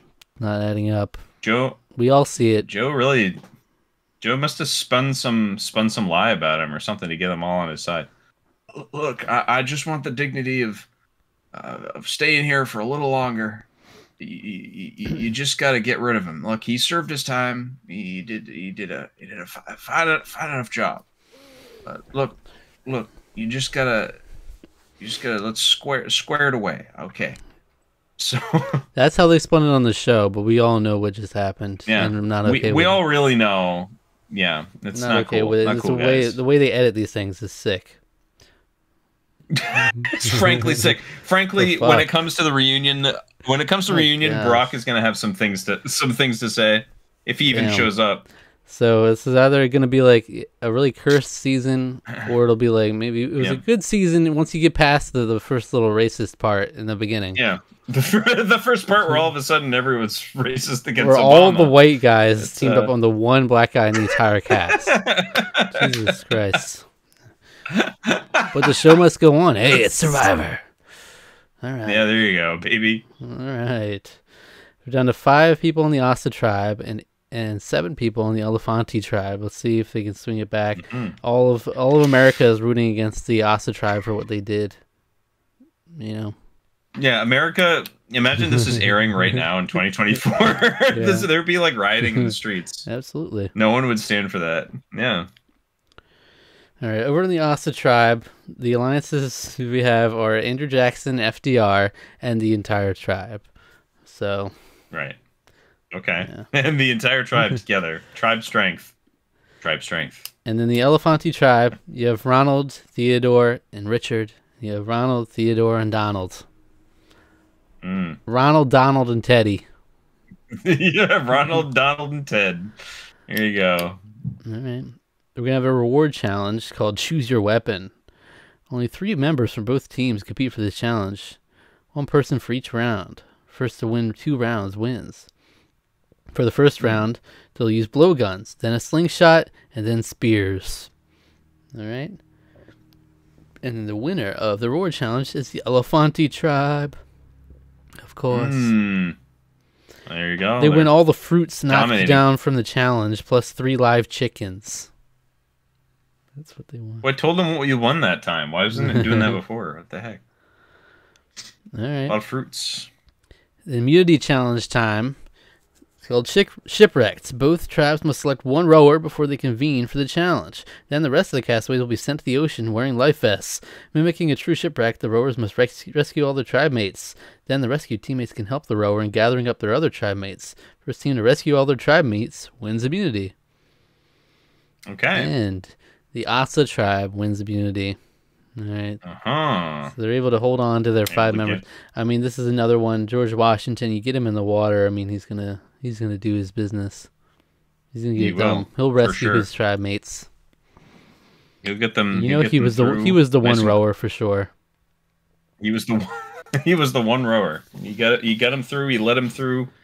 Nice and strong. He's able to direct them. I mean, this is something FDR can do. He just be rescued, and then he can come onto the boat, and he can help row, and then we're good. Yeah. All right, so we're gonna see the Elefanti tribe go to the tribal council. All right, on the Asa tribe, FDR and Washington find something in common. Okay. Okay. So FDR bonding with Washington as well as Andrew Jackson now. He's working his magic. FDR is like, look, like I understand what you were referring to with the 2 terms, but I did my own thing. Yeah. Just like you did your own thing. So that's the thing in common, is that they did 2 different, the opposite things. But it was they both did their own thing. The joke. I know. No, that's the joke. Well, FDR had the New Deal. You entertained your troops around the campfire. I had my fireside chats. Sure.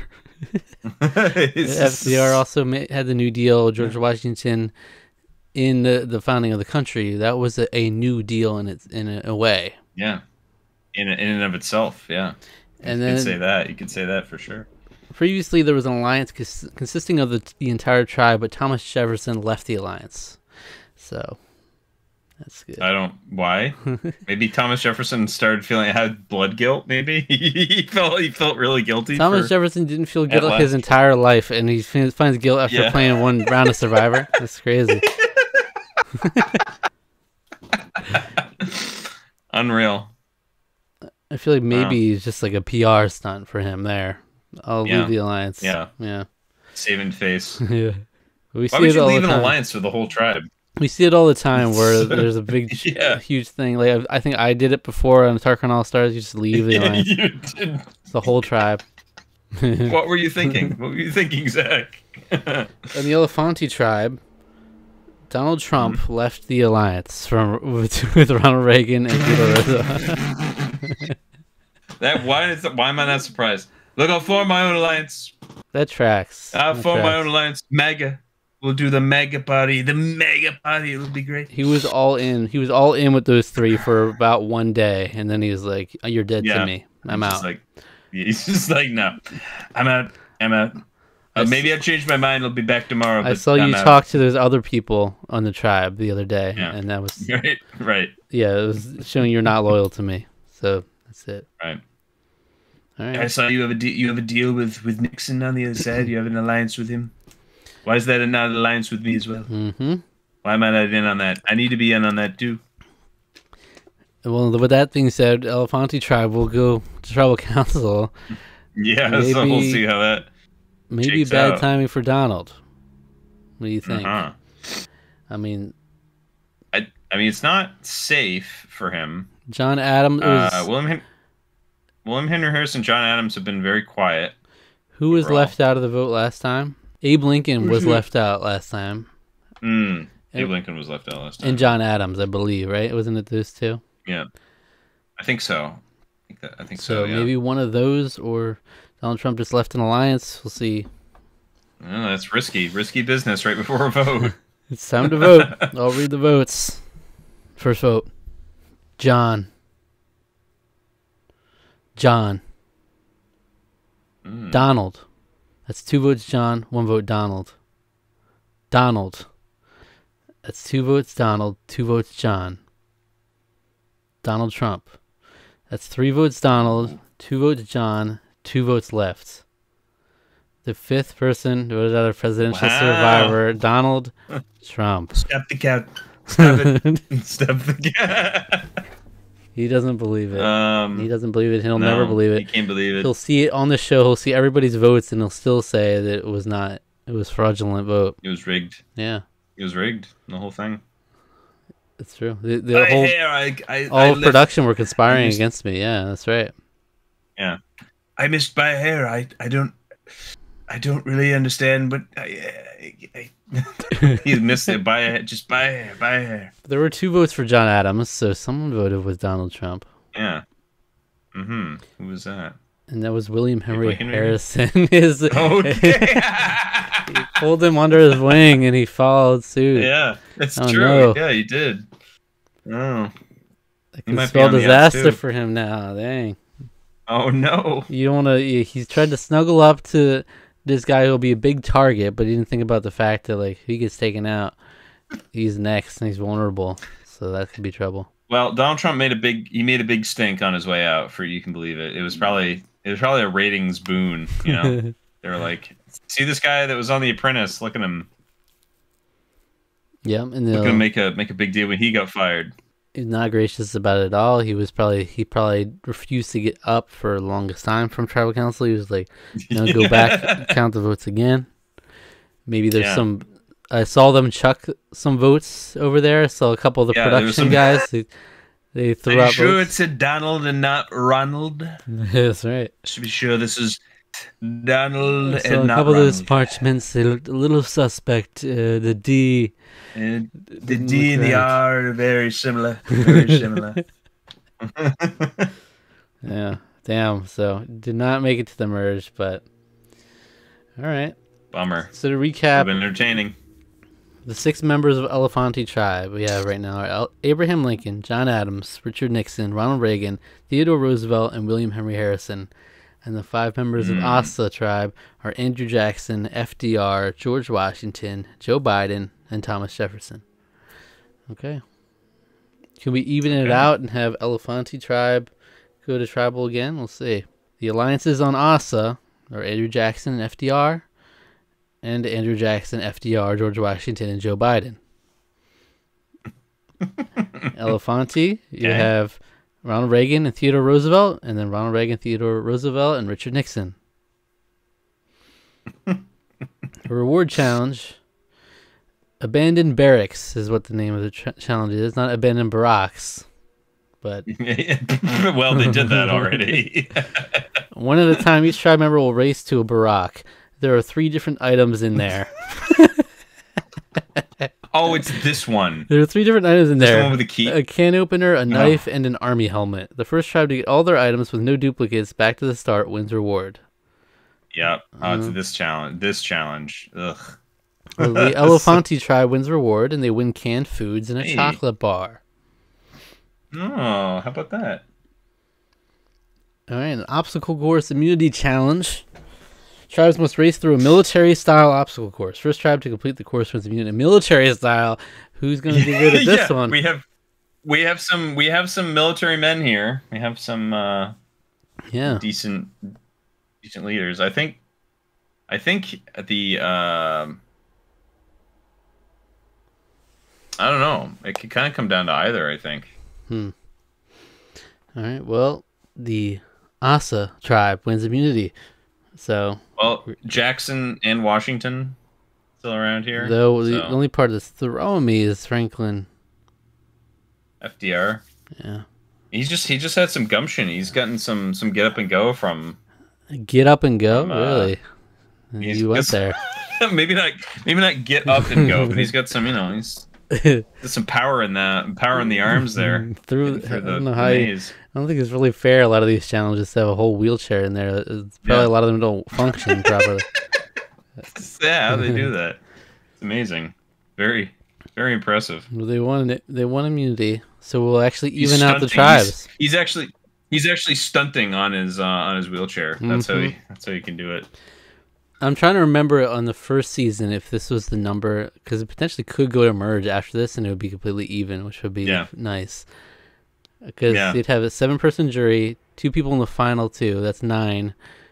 I think they still did at the time. The first person at the merge wasn't on the jury, so that would be 10. We could go to merge with even numbers on both. That would be pretty hype. All right, nothing happens on Asa. They're just happy they won. They won the challenge. Yeah. And then over on the Elefanti tribe, Richard Nixon and William Henry Harrison bond strongly. Oh, okay. William's going to find his person. He's going to find his reckless person to get under the wing of whenever he can. It's like a strategy. Like he knows if he sticks. Yeah, if he sticks by the crazies, then maybe we can. Yeah, and Richard does have an in with that alliance, so he could put in a good word with him. Yeah. For William, we'll see. But with that being the only thing that happens on the tribe, will that be enough to save William for this vote? Because we'll have to see. Who is the other person? Abraham Lincoln, potentially. Lincoln? Yeah. Could he suffer by this little maneuver from William Henry Harrison? Could Abraham Lincoln be tragically cut right before the merge? They maybe think he's too bossy. Yeah. Yeah. He's not really in an alliance. Yeah. We'll see. All right, so there's 6 people voting. I'll read the votes. John. Abe. That's 1 vote John, 1 vote Abe. John. Okay. That's 2 votes John, 1 vote Abe. Abe Lincoln. That's 2 votes John, 2 votes Abe, 2 votes left. Abe Lincoln. That's 3 votes Abe, 2 votes John, and 1 vote left. The 6th person voted out a presidential survivor, man. Abraham Lincoln. Damn. Well, no, he couldn't see the merge of the tribes. Yeah, and he would have gotten to meet Washington. Would have been there too. Yeah, would have been the whole thing. Damn. No, I think William Henry Harrison's last maneuver there really saved him. Like, it didn't go with Richard. I think it did. Just tipped the scales because it was like they're gonna pick one of those two to vote out probably. Damn. Yeah, because John Adams he's gotten quite a lot of votes here over the course of the period. Yeah, like he's been like the vote they try. Yeah. And again, someone did vote with Abe Lincoln to vote John Adams. Let's see. William Henry Harrison voted for John Adams. Yeah, of course. Yeah. Okay. Solidarity. I kept him out of the overall plan. We love William. Yeah. We love William. He stood by Abraham Lincoln, and we stand him for that. He's our team leader. Fan favorite. He's Lies on fan favorite right now. Yeah. Yeah, like Ronald Reagan, Theodore Roosevelt, Richard Nixon, that trio, along with John Adams, voted Abraham Lincoln out of the tribe. Damn. Okay. We're down to 5 members apiece, and we have reached the merge. That is beautiful. Here it is. Excellent. Love to see it. You'll love to see it. That's fantastic. Yep. So how will it go when we have Andrew Jackson, FDR, Washington, Joe Biden, Thomas Jefferson meet up with John Adams, Richard Nixon, Ronald Reagan, Theodore Roosevelt, and William Henry Harrison? Ooh. I don't know. Is John Adams and Washington gonna bond together here? I don't know. John Adams and Thomas Jefferson as well. What's that going to be like? There's a little bit of friction there between them, but they were both one being a Federalist, the other being a Democratic Republican. So there is some disagreement on how the government should be run. But we got Franklin Roosevelt and Theodore Roosevelt are going to be coming together here. Yeah, they might be. Yeah, we got some familial ties. That's a force right there. Like, especially if you can get him in on their trio. That's 4 people right there. Like, if Teddy brings Franklin in, it's like, hey, wait. So Franklin's his nephew. I think it's that or a cousin of some kind. Double check that. I'm just this up.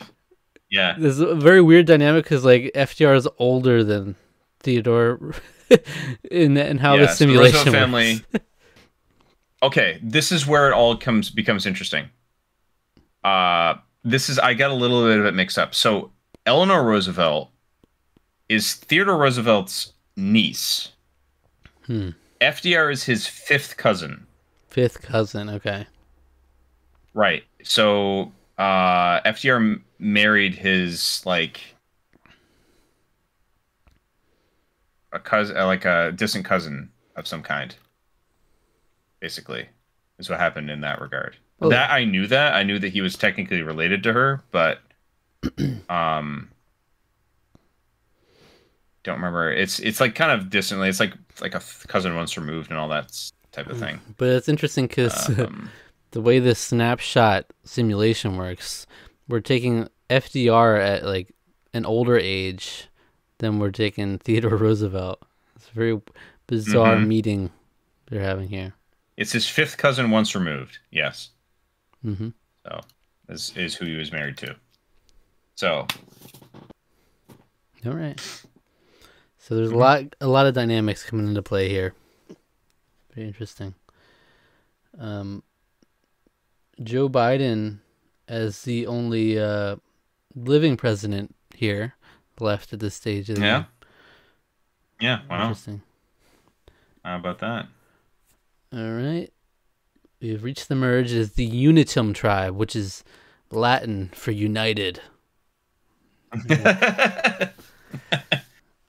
Nice. To the alliances to keep in mind going into this, both are like, we got a strong duo in each tribe. We have Andrew Jackson, FDR, on the Asa tribe, and we have Ronald Reagan and Theodore Roosevelt on the Elefanti tribe.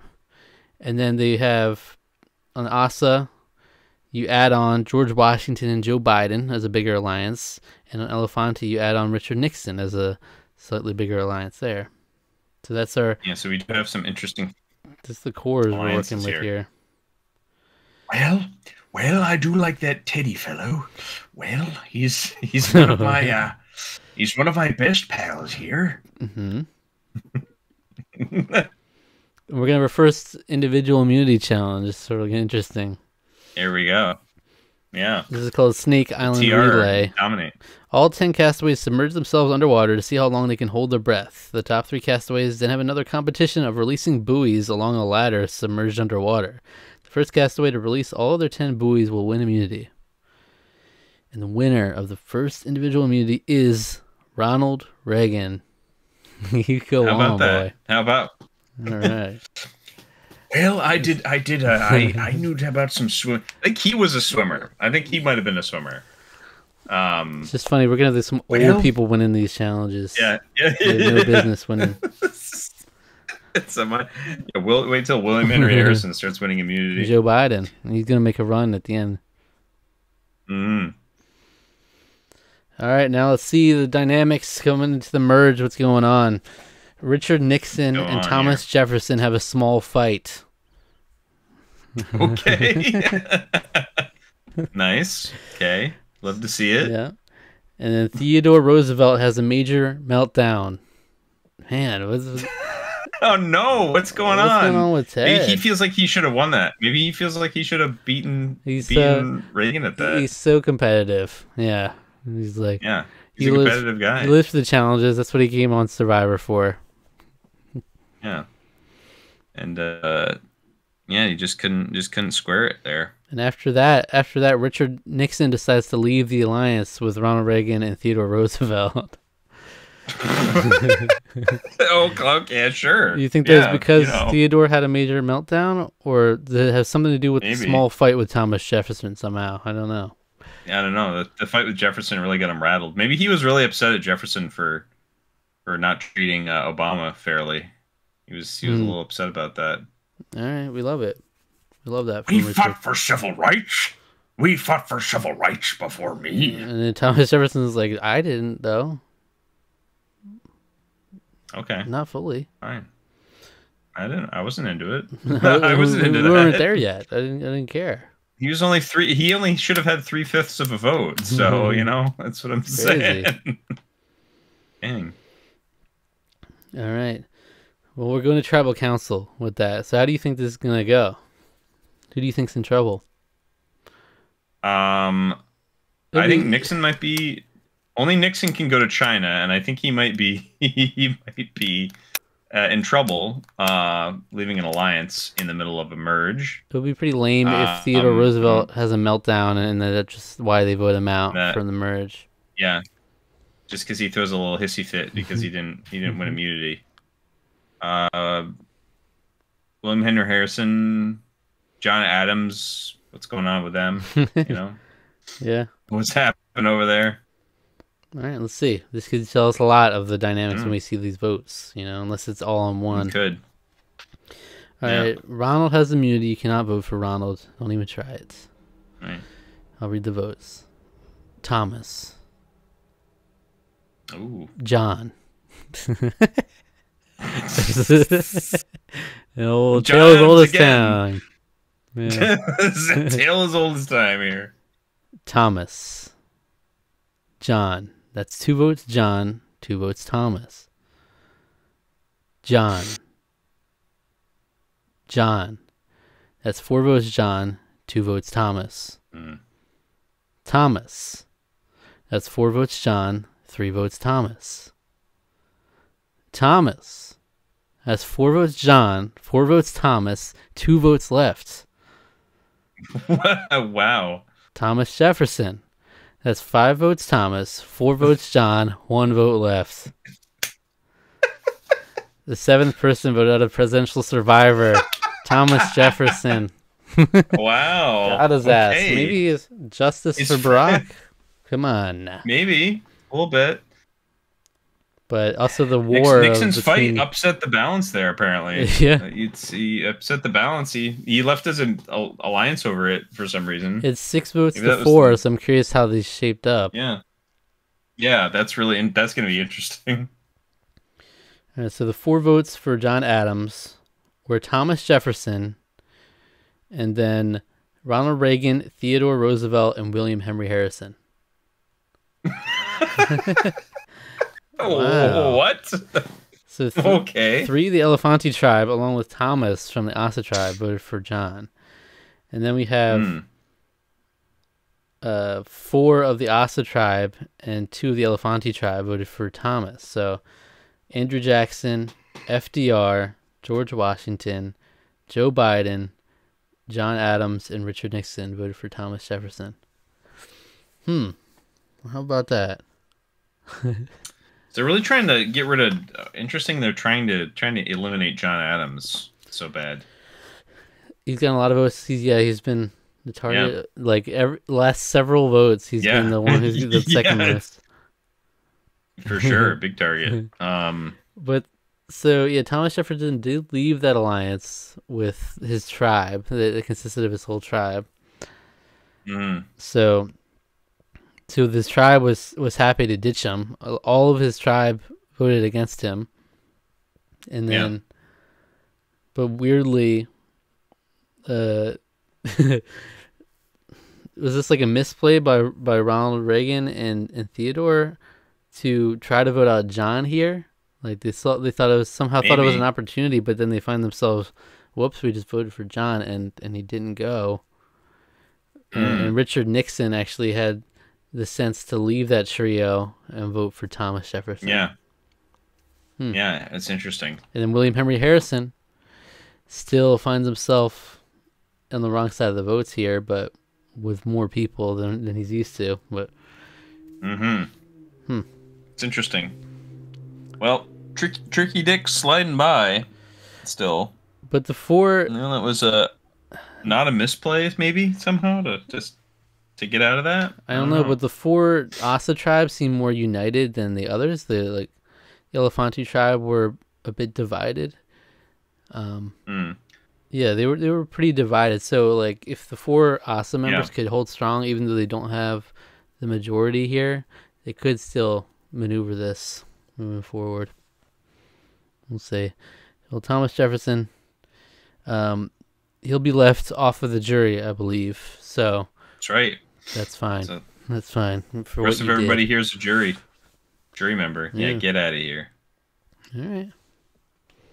Let's see what happens next. All right. So recap of the alliances. There's not much. It's just Andrew Jackson, FDR, and then add on George Washington and Joe Biden as the rest of that tribe, and then just Ronald Reagan and Theodore Roosevelt, the only 2 solidly working together on that tribe. The other tribe. A lot of people flying solo here. Yeah. Too many. It's a reward challenge time. This is also titled Abandoned Barracks. Damn,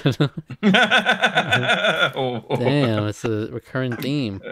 So much Barack abandonment. You think they just accidentally carried over that title. It says each tribe member is to shoot at an archery target with a bow and arrow. The closest mark to the bullseye wins reward. And the winner will get a video from home and the chance to send a video home. Oh, okay. Who do you think won this? Who do you think's best with a bow and arrow? It'd be Teddy Roosevelt, or Andrew Jackson knows a thing or two about bows and arrows. Trail of Tears and all that. Yeah. Ouch. No, you're wrong though. It's Ronald Reagan. Oh, okay. Well, I guess that makes sense too. He knows a thing or two. Yeah, he's on a win streak. He's hot now. 2 challenges. You can have a video call. That's not completely out of the realm of possibility. Yeah, it would be crazy for like John Adams to get a video call. Yeah, what a moment! John Adams, I mean, the whole show is just a spectacle. I mean, they got cameras in their faces, like. Yeah, they're like they don't know what these machines are. I wouldn't blame them. They should all be having major meltdowns right now. For real. All right, let's go to the immunity challenge. It's called End of the Line. Castaways are clipped to a group of ropes by carabiners. They must sprint along a jungle trail and find a series of checkpoints. Along the way, they may find a rope leading them to a dead end, and if this happens, they must backtrack to the last checkpoint and start over. First to reach the end of the trail would win individual immunity. And... So Ronald Reagan talked to Nancy, no doubt. That's true. Probably.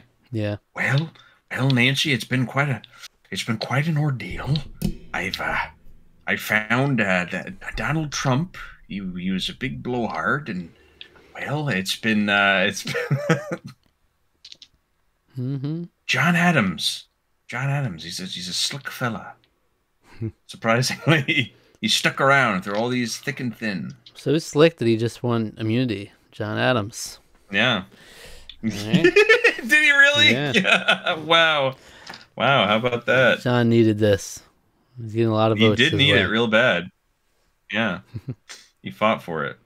So that would really shake things up now. They have to find a whole other target. And they were already in the minority there. He's calling the shots now a little bit. What's he gonna say? All right, let's see. Theodore Roosevelt has a major meltdown. Oh no! Every loss. No, he's still. No. He's just like. He can't take it. Wow. He thought he was gonna beast all these challenges, win every single one. Yeah. No, not at all. And then Andrew Jackson and William Henry Harrison have a small fight. Now that's one crazy guy William can't get the best of, huh? He can't get on his good side. Well, they're fairly close together. They would have known each other too. That's true. So they. That's true. Yeah. And then Joe Biden left the alliance of his Asa tribe. Poor Joe's lost. He doesn't know what's going on. So he had held on. He was consistent and even keeled for some time. It was bound to happen. He was just like he was. Yeah, he really caught on when he decided to turn against Barack Obama. He got really. He found his footing. Yeah, on that. He found his footing once that happened. Oh my goodness! An alliance is formed with two from each party. Is the perfect, beautiful bipartisan alliance. Oh wow, a bipartisan alliance. Oh, what's going on here? So what is it? On one side we got George Washington and Joe Biden, who they already bonded. They bonded on something in common. Yep, on something. And on the other side, it's Richard Nixon and William Henry Harrison.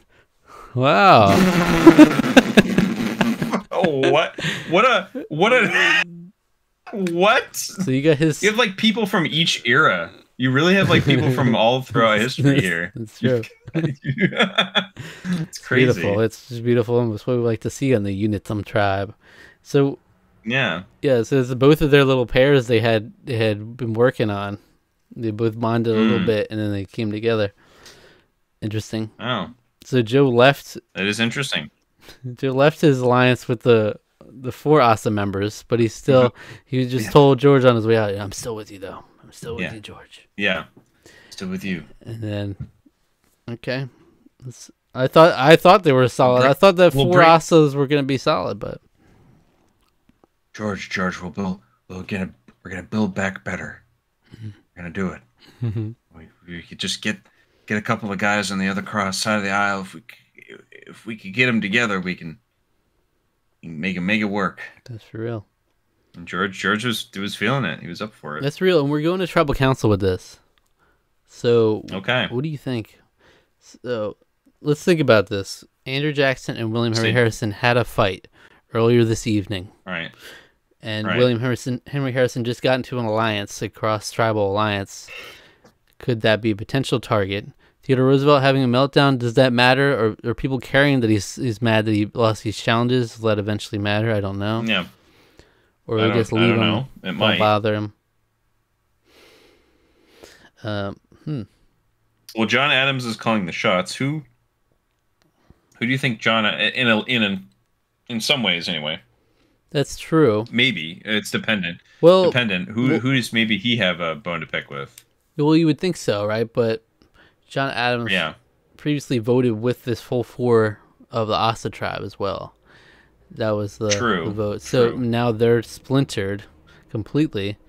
So they might be trying to take out Andrew Jackson. It's possible. It's the angle they play. But then, I don't know where the others come into play on this. Because that alliance is only 4, and there is right. This is still 9 in the tribe. Yeah. So maybe some of them. Maybe there'll be some solidarity in voting against Joe Biden because he left his alliance. Maybe. As well. Right, but George Washington was went with Joe into another alliance, so it'd only really be Andrew Jackson, FDR, that might do that. Yeah. But could they bring over John Adams, Teddy? Well, that's what I'm thinking. Yeah. And maybe Ronald? I don't know. That would be a weird coalition they'd have to form. Yeah. Yeah, but... Let's see. I'll read the votes. Let's go to the vote. Ronald Reagan. Yeah. Joe Biden. Has 1 vote Ronald, 1 vote Joe. Joe. That's 2 votes Joe, 1 vote Ronald. Ronald. That's 2 votes Joe, 2 votes Ronald. Ronald Reagan. Ronald Reagan. That's 4 votes Ronald, 2 votes Joe, 3 votes left. The 8th person voted out of presidential survivor and first member of the jury, Ronald Reagan. Wow. How did this happen? Mr. Gorbachev, tear down this alliance. You gotta imagine Richard Nixon's responsible for some part of this because he left that trio some time ago with Ronald Reagan and Theodore. Yeah. And so, he must have been motivated for some reason to get Ronald. Spun something. Ronald. Maybe they were. They might have been intimidated a little. He won the last. He won the reward. He won the last immunity. Yeah. All right. Let's see. There were 2 votes for Joe. So who was the one that voted with Ronald? Theodore Roosevelt. Yeah. So that duo. And he's just off having meltdowns after he's losing, and no one wants to work with him now. TR. He's gonna. You carry that big stick, You can't. You can't do that. You speak softly, You can't be melting down like that in front of everybody. But now we're going to the final 8. Now with 4 members of each tribe left, it's evened out again. So we got Andrew Jackson, FDR, Washington, Joe Biden, John Adams, Richard Nixon, Teddy Roosevelt, and William Henry Harrison. What a group! What a crew! What a crew! All right. And the alliances are Andrew Jackson, FDR, Andrew Jackson, FDR, and Washington, Joe Biden, Richard Nixon, and William Henry Harrison. So. Well, there's all kinds of deals going on along here. Wheels and deals and alliances across party lines. It's a reward challenge time called Out on a Limb.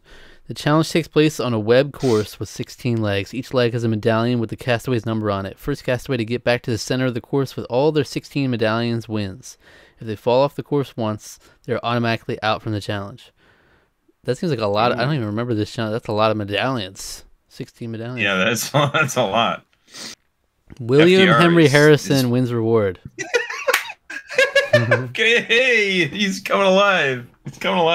FDR would have been screwed on this one. It's like, this just isn't even fair. He can do all the stunting in the world on that thing, but not on ropes. Yeah, right. Yeah. William gets to share the reward with another tribe mate. Ooh. And so he shares it with Richard Nixon. Yeah. Yeah, of course. His buddy. Yeah. They won a barbecue feast, and they both got letters from home.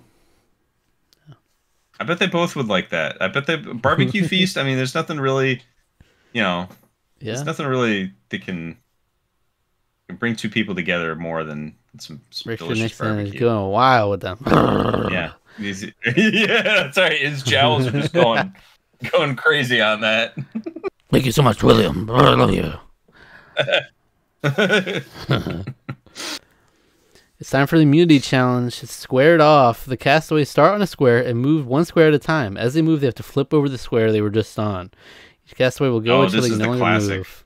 The last person standing wins immunity. And the winner of the immunity challenge is William Henry Harrison. Put some respect on his name. He's coming alive. He's coming alive. Is this too much now, or do you think this is necessary? Do you think he should have stayed low key, or the challenge is gonna? Maybe he should have. Maybe he should have, because he was doing the thing where he was going a little back and forth with everybody. But recently he's trying to find on the wrong side for a few votes. Though. He has been. So maybe this will help him get some some little capital to work with here. Gain some ground. Get on the right side of the vote. Right side of history. That's right.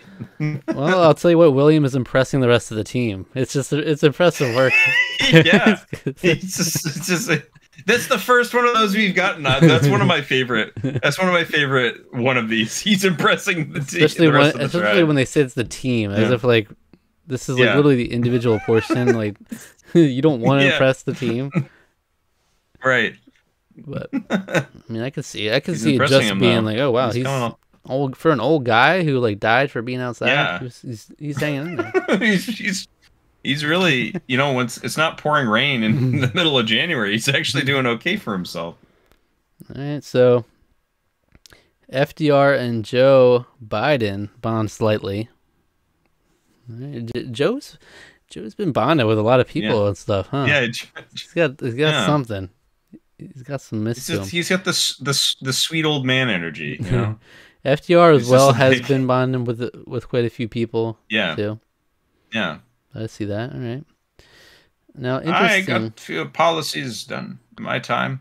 I really like the amount of money you spend to take care of people, especially the elderly. An interesting maneuver just happened here.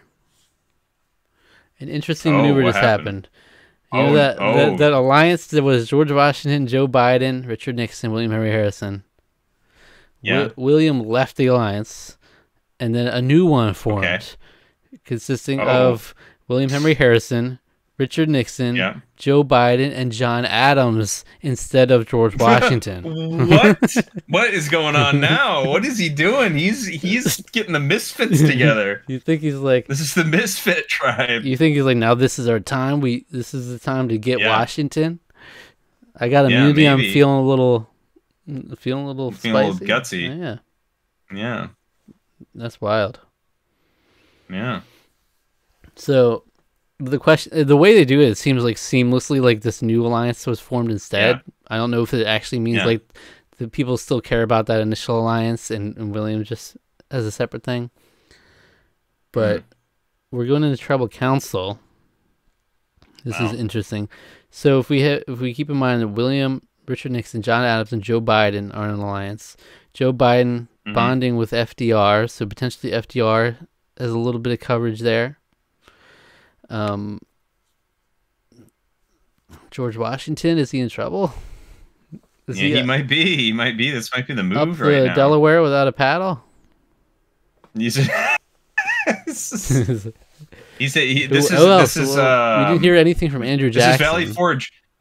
This is Valley Forge, but they weren't able to bundle their feet up. They weren't able to winter They were not able to winter well. Yeah. Valley Forge. This is.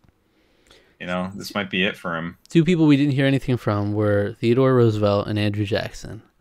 So I'm curious how their votes will go. We're really just flipping the script on George Washington right now. Come on, wow. Yeah, he might be. Big move from William Henry Harrison coming out. Well, Tippecanoe got some tricks up his sleeve. He was in the military as well. Maybe he's got some. Get some old dog. Maybe they can really learn new tricks. And he likes surrounding himself by the big dogs. So it's interesting he's taking out Washington. He snuggled up next to Donald. Donald got taken out early. Snuggled up next to Richard Nixon now, and we'll see what happens. Maybe something random will happen as well. That's always a possibility. William has the immunity necklace. You cannot vote for William. It's time to vote. I'll read the votes. FDR. John. Okay. Not. It doesn't seem like the George Washington move. Yeah. No. Apparently not. But is it again? John is in the mix. John's in the mix once more. How can we forget? Yeah. John. Everyone wants that man gone. That's 2 votes John, 1 vote FDR.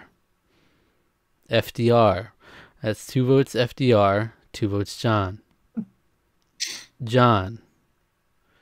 FDR.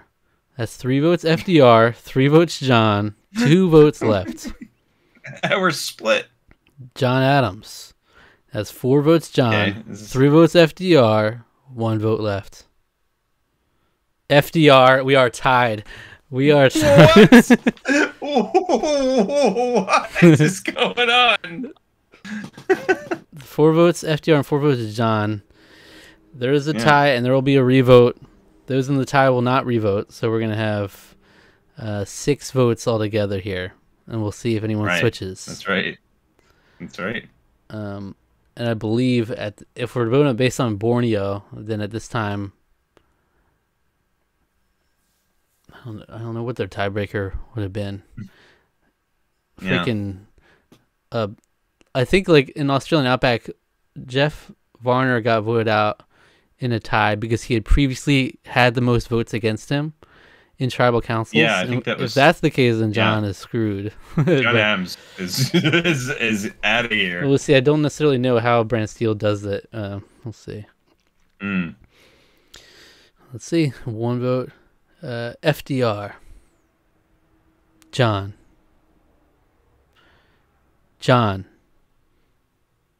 FDR. 2 votes FDR, 2 votes John, 2 votes left.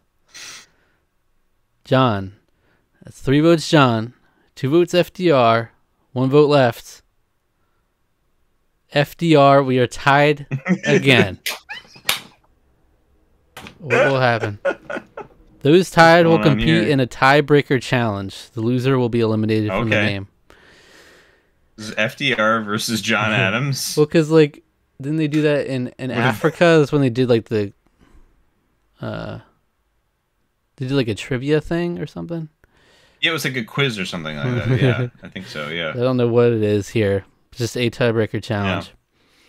Maybe we'll just say it's like a fire making challenge. I don't know. Yeah. Fire making challenge, I could see FDR actually still being able to compete with John Adams. Yeah. I don't know. Are we about to lose John Adams, a big pivotal character this season? Received a lot of votes, or will his luck continue? Let's see. I don't know. FDR, the tribe has spoken.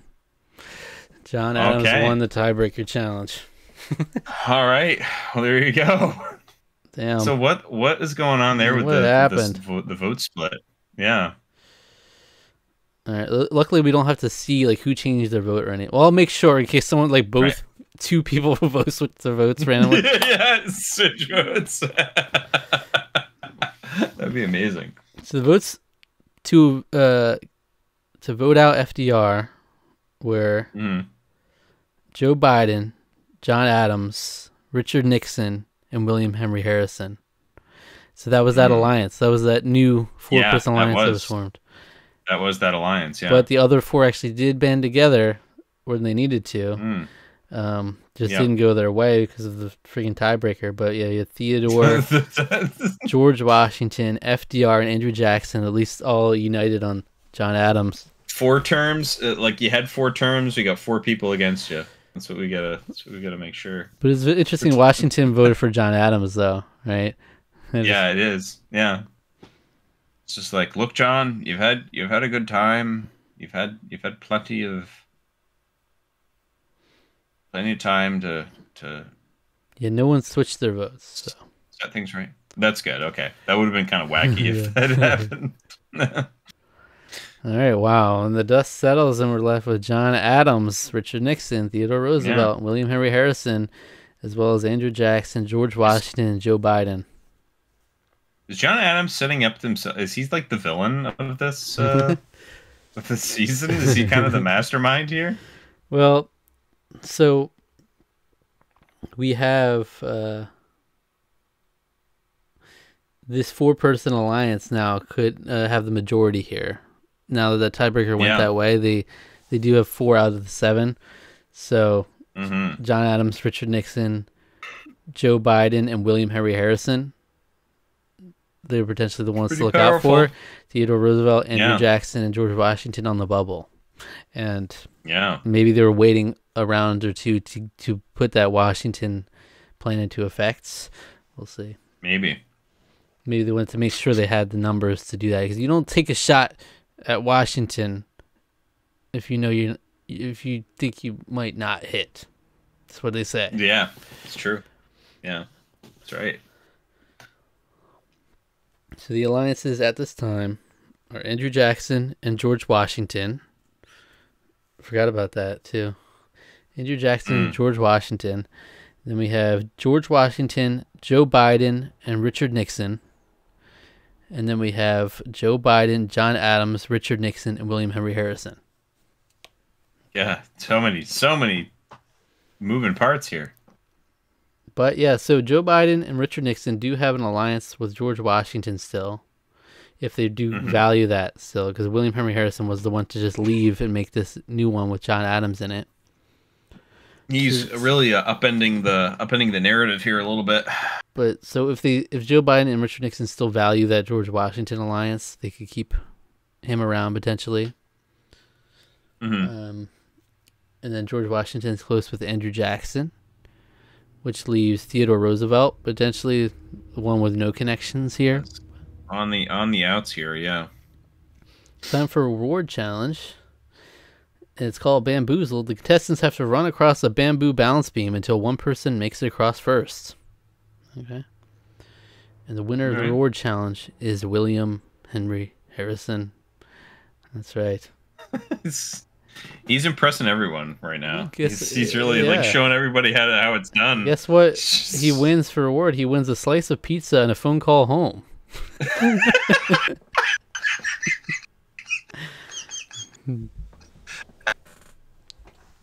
I don't even know if pizza has been invented yet. This is probably like a miracle food to him. It's still William Henry Harrison. Probably amazing.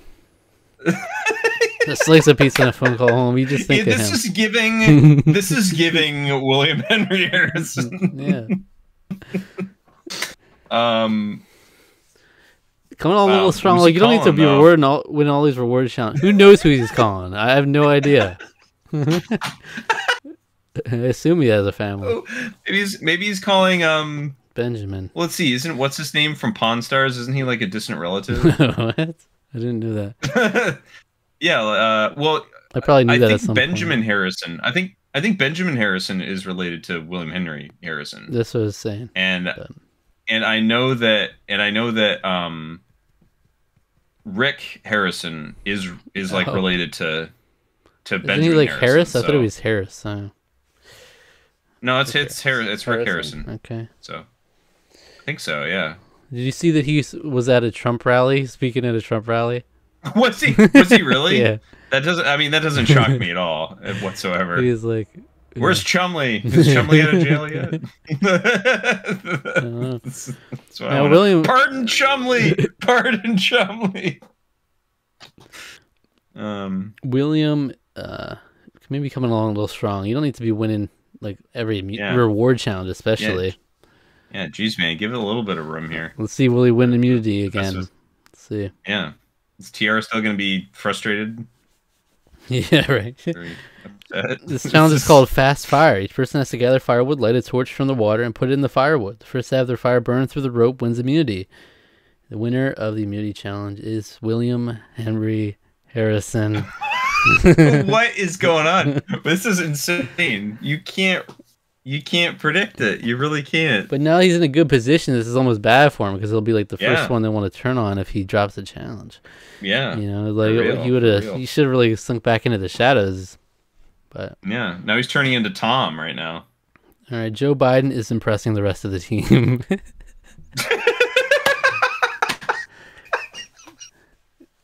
Why? What's he doing? You think they're just like, oh wow, you're really doing good, keeping up, and he's killing. You're starting to keep up a little bit, Joe. You're doing wow, better. You answered every question in tribal council. Oh no, you answered every question. You did a good job, Joe. Yeah. All right.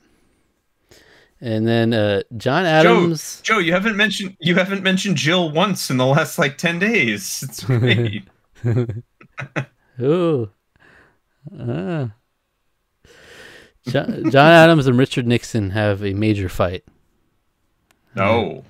Okay. Which is ultimately going to be monumental because John Adams will now leave the alliance. Yeah.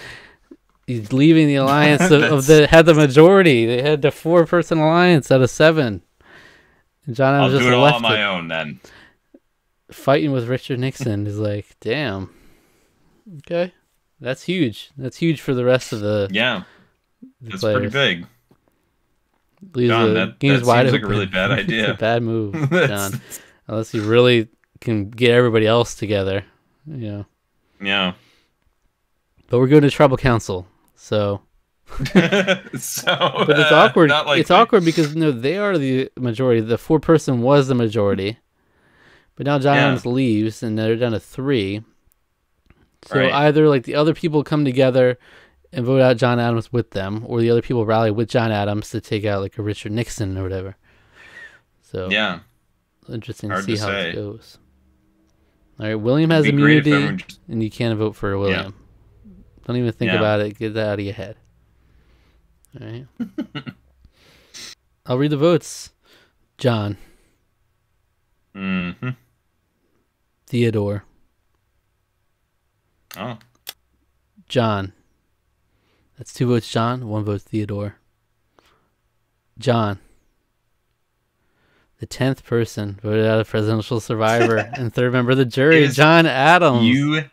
Unanimous against John Adams. Everyone just was sick of him. He was a villain. This is like the first unanimous vote of the season, I think. Like everybody but John Adams. Every other time there's at least been one with the other person.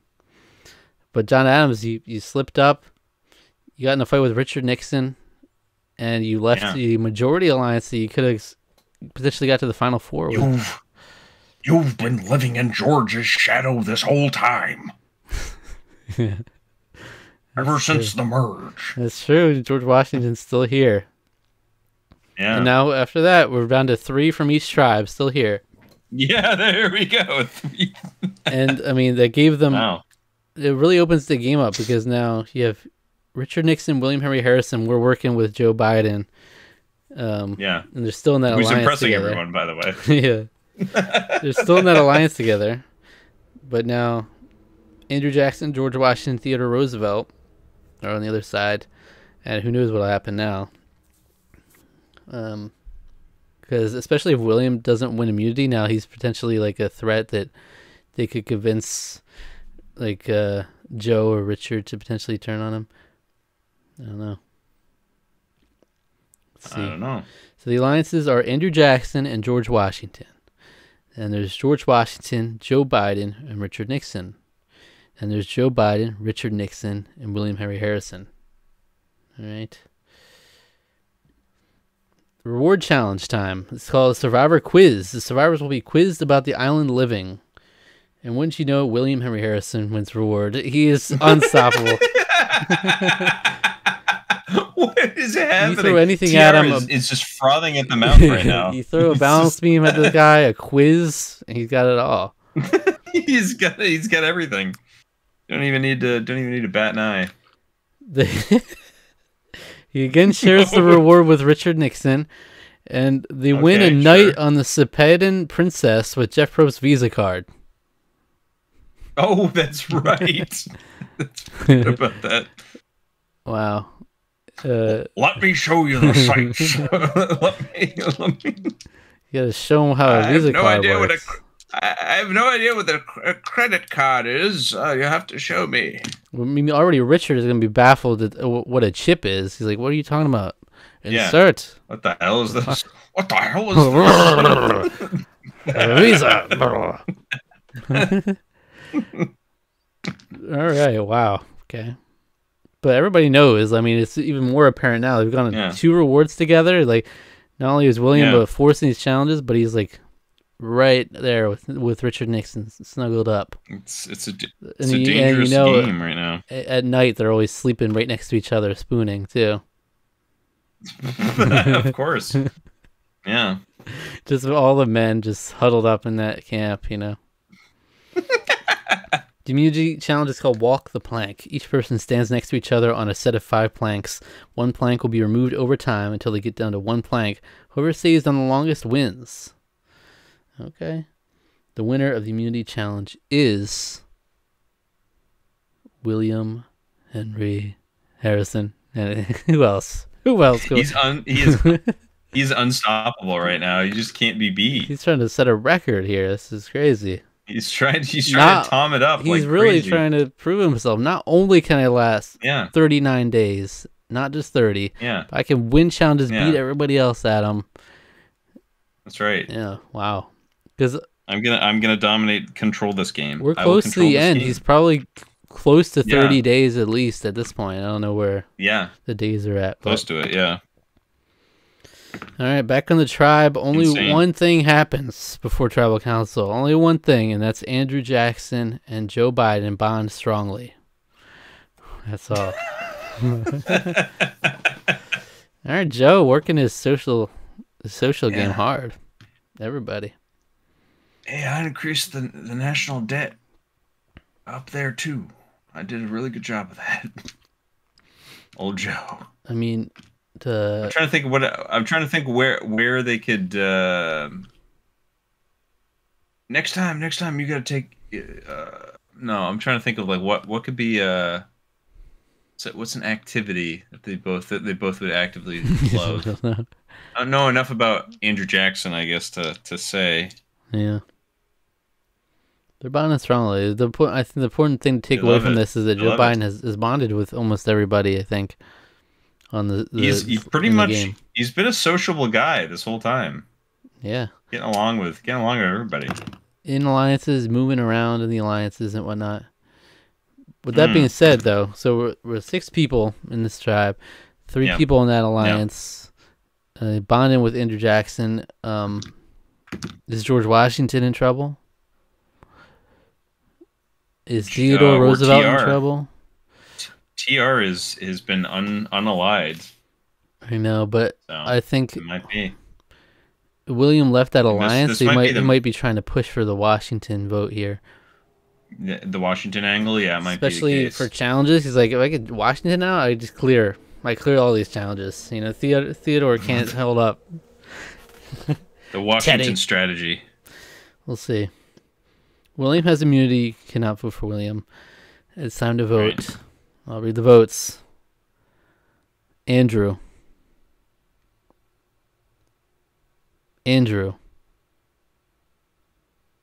Okay. Andrew. Is it Andrew Jackson strategy? Theodore. That's 3 votes Andrew, 1 vote Theodore. 2 votes left. Theodore. That's 3 votes Andrew, 2 votes Theodore, 1 vote left. Theodore Roosevelt, we are tied. Yeah, we're tied. No, not again. Why? I mean, this is kind of what I thought initially because they had that 3-person alliance.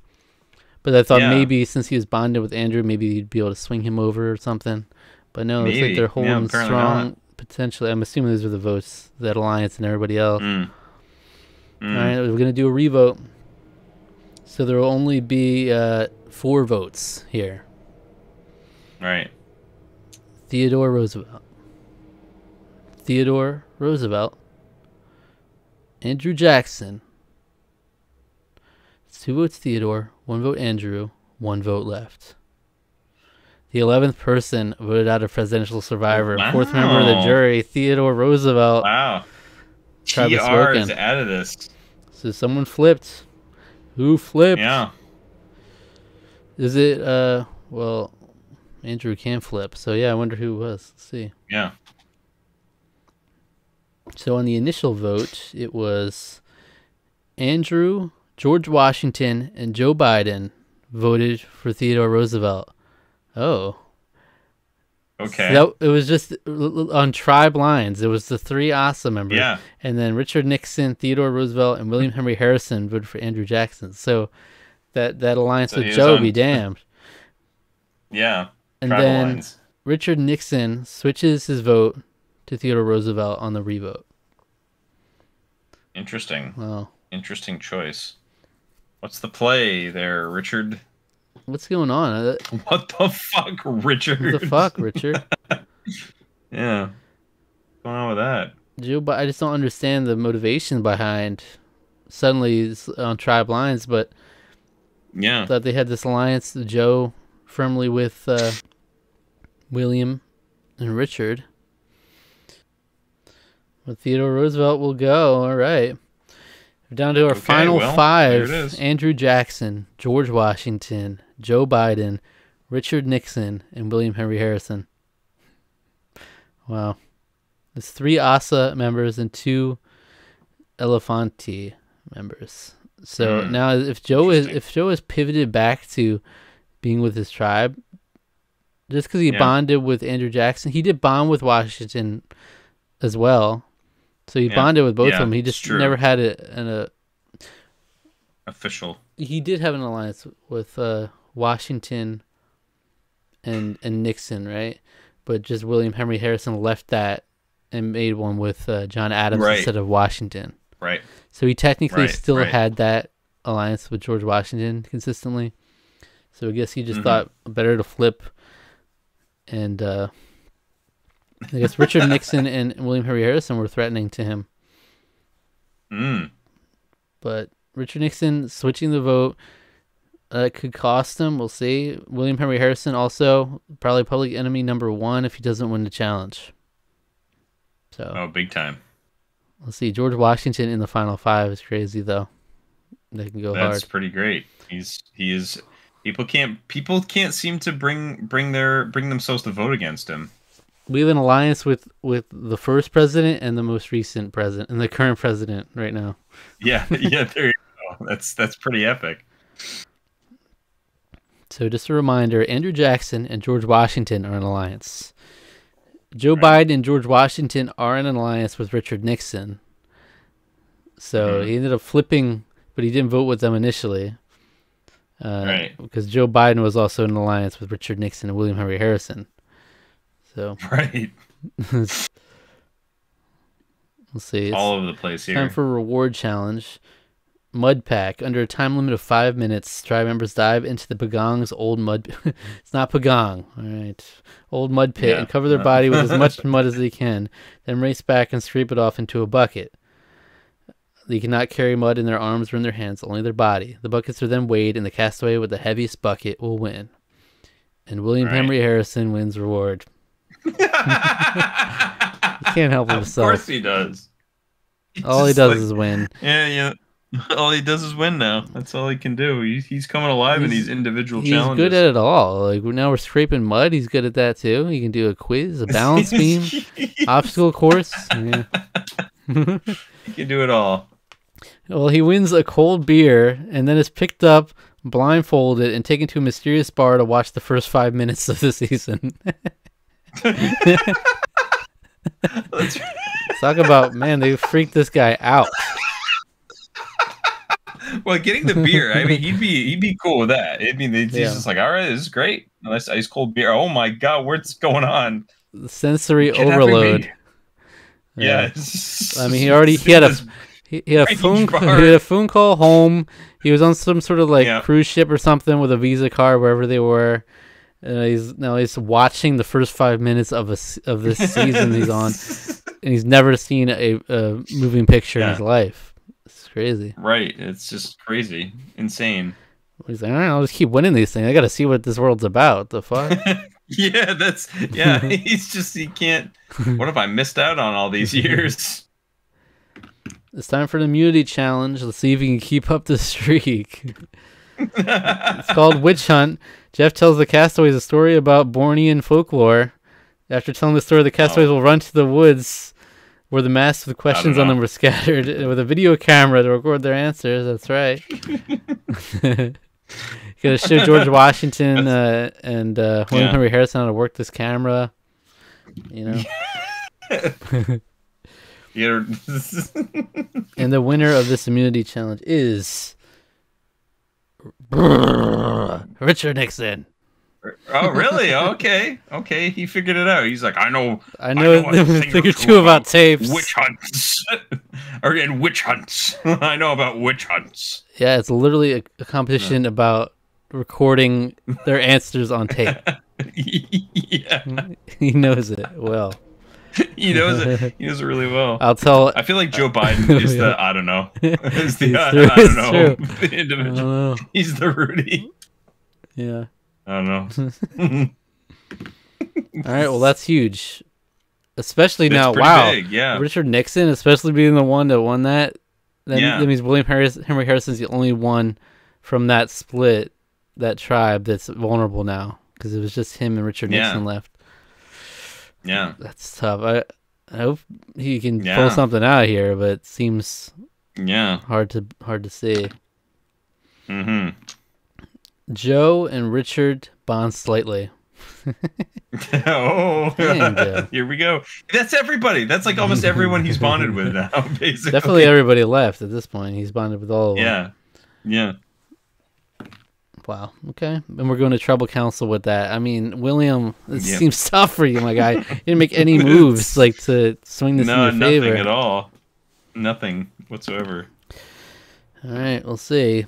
There's 5 people on the tribe. Richard has immunity. It's time to vote. I'll read the votes. Andrew Jackson. William Henry Harrison. Andrew. That's 2 votes Andrew, 1 vote William. That's 2 votes Andrew. Oh, no. 2 votes William, 1 vote left. That could have just been Richard Nixon voting with William, though. Yeah, maybe.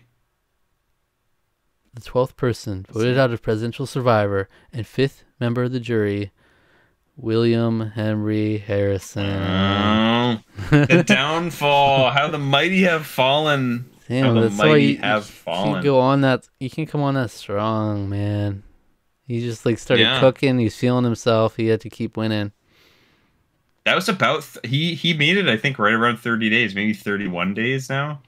It's like about 30 days. It's very close. He's like right about 30 days. Yeah. So those old 30 days got me again. Yeah, 30 days. 30 days got me.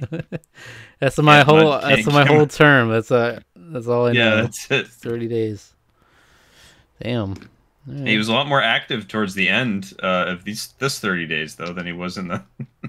Yeah, he was definitely. He's freaking his rap sheet. Like he's got a huge resume just from these 30 days. Yeah, I mean, he can collect mud. He can dive. He's got the sharpest attack. You know. So yeah, Richard Nixon did vote with William to vote Andrew. I wonder if people have been voting Andrew Jackson a few votes too now. I wonder, is that telling are people like threatened by Andrew Jackson? Could he be a threat in the end? Yeah. I don't know. But now we're left with Andrew Jackson, George Washington, Joe Biden, and Richard Nixon. Their final 4. 3 awesome members, 1 Elefante, and Richard Nixon, the only person who's won an immunity. If he wins again, then they'll definitely have to turn on each other for real. It's true, big time. Yeah. Well, the alliances are interesting too, because we have Andrew Jackson, George Washington. You have Joe Biden and Richard Nixon, and then you have George Washington, Joe Biden, and Richard Nixon. So with that, you would think Andrew Jackson is the most vulnerable. For sure. But Richard Nixon felt more vulnerable because he's like been on the outs for some time now. Right. But he's that lone remaining member of that tribe. But it could be Andrew Jackson, especially if Richard Nixon wins immunity. Right. Fallen Comrades is the name of the immunity challenge. The final 4 castaways will be quizzed about their fallen cast members. The castaway with the most correct answers wins immunity. The winner Joe Biden knows everybody. Is Joe Biden. He won immunity. Of course it is. He knows. He's been a scholar. He knows them all. The fact that he remembered it all is impressive too. It's kind of amazing. It's he's been on his game recently. Like, wow. He's impressive. Yeah. It's impressive, and he's been social with everyone, and it paid off dividends. He bonded with so many people, and he knew them well. That's right. So this leaves it open. Does Joe Biden want to get back in his bag and start doing something crazy, or are we gonna go Richard Nixon here? Let's see. Well, let's see. Andrew Jackson and Richard Nixon have a small fight, and George Washington and Richard Nixon have a minor disagreement. Uh-oh. So those two definitely feeling the Richard Nixon is what they want. Yeah. Yeah. So that's looking likely because I don't think Joe Biden will go with Richard Nixon just to tie the vote. No. Yeah, he'll probably stick with his unless he's feeling particularly too much. That's too something. much. We'll see. But it's looking like Dick's out. Dick might be no Harambe here though. It's looking like Dick's out.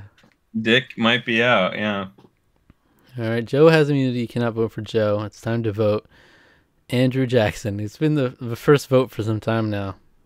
He has been, yeah. Andrew Jackson. Richard Nixon. That's 2 votes Andrew, 1 vote Richard, 1 vote left. Richard Nixon, as we are tied. Did Joe Biden really do it? He went with Richard to tie it up. This is dangerous. I play by my own rules. No, I'm my own man. I turned on Obama.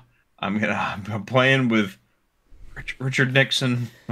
So we're only gonna have 2 votes in this revote. They both have to be there for the same person, otherwise we'll go to a final 4 fire making challenge for the tie. Unbelievable. Richard Nixon. How many ties has that been? This is the 3rd one. Oh, Richard Nixon. I don't know. Got the 1 vote. Yeah, so 1 vote Richard.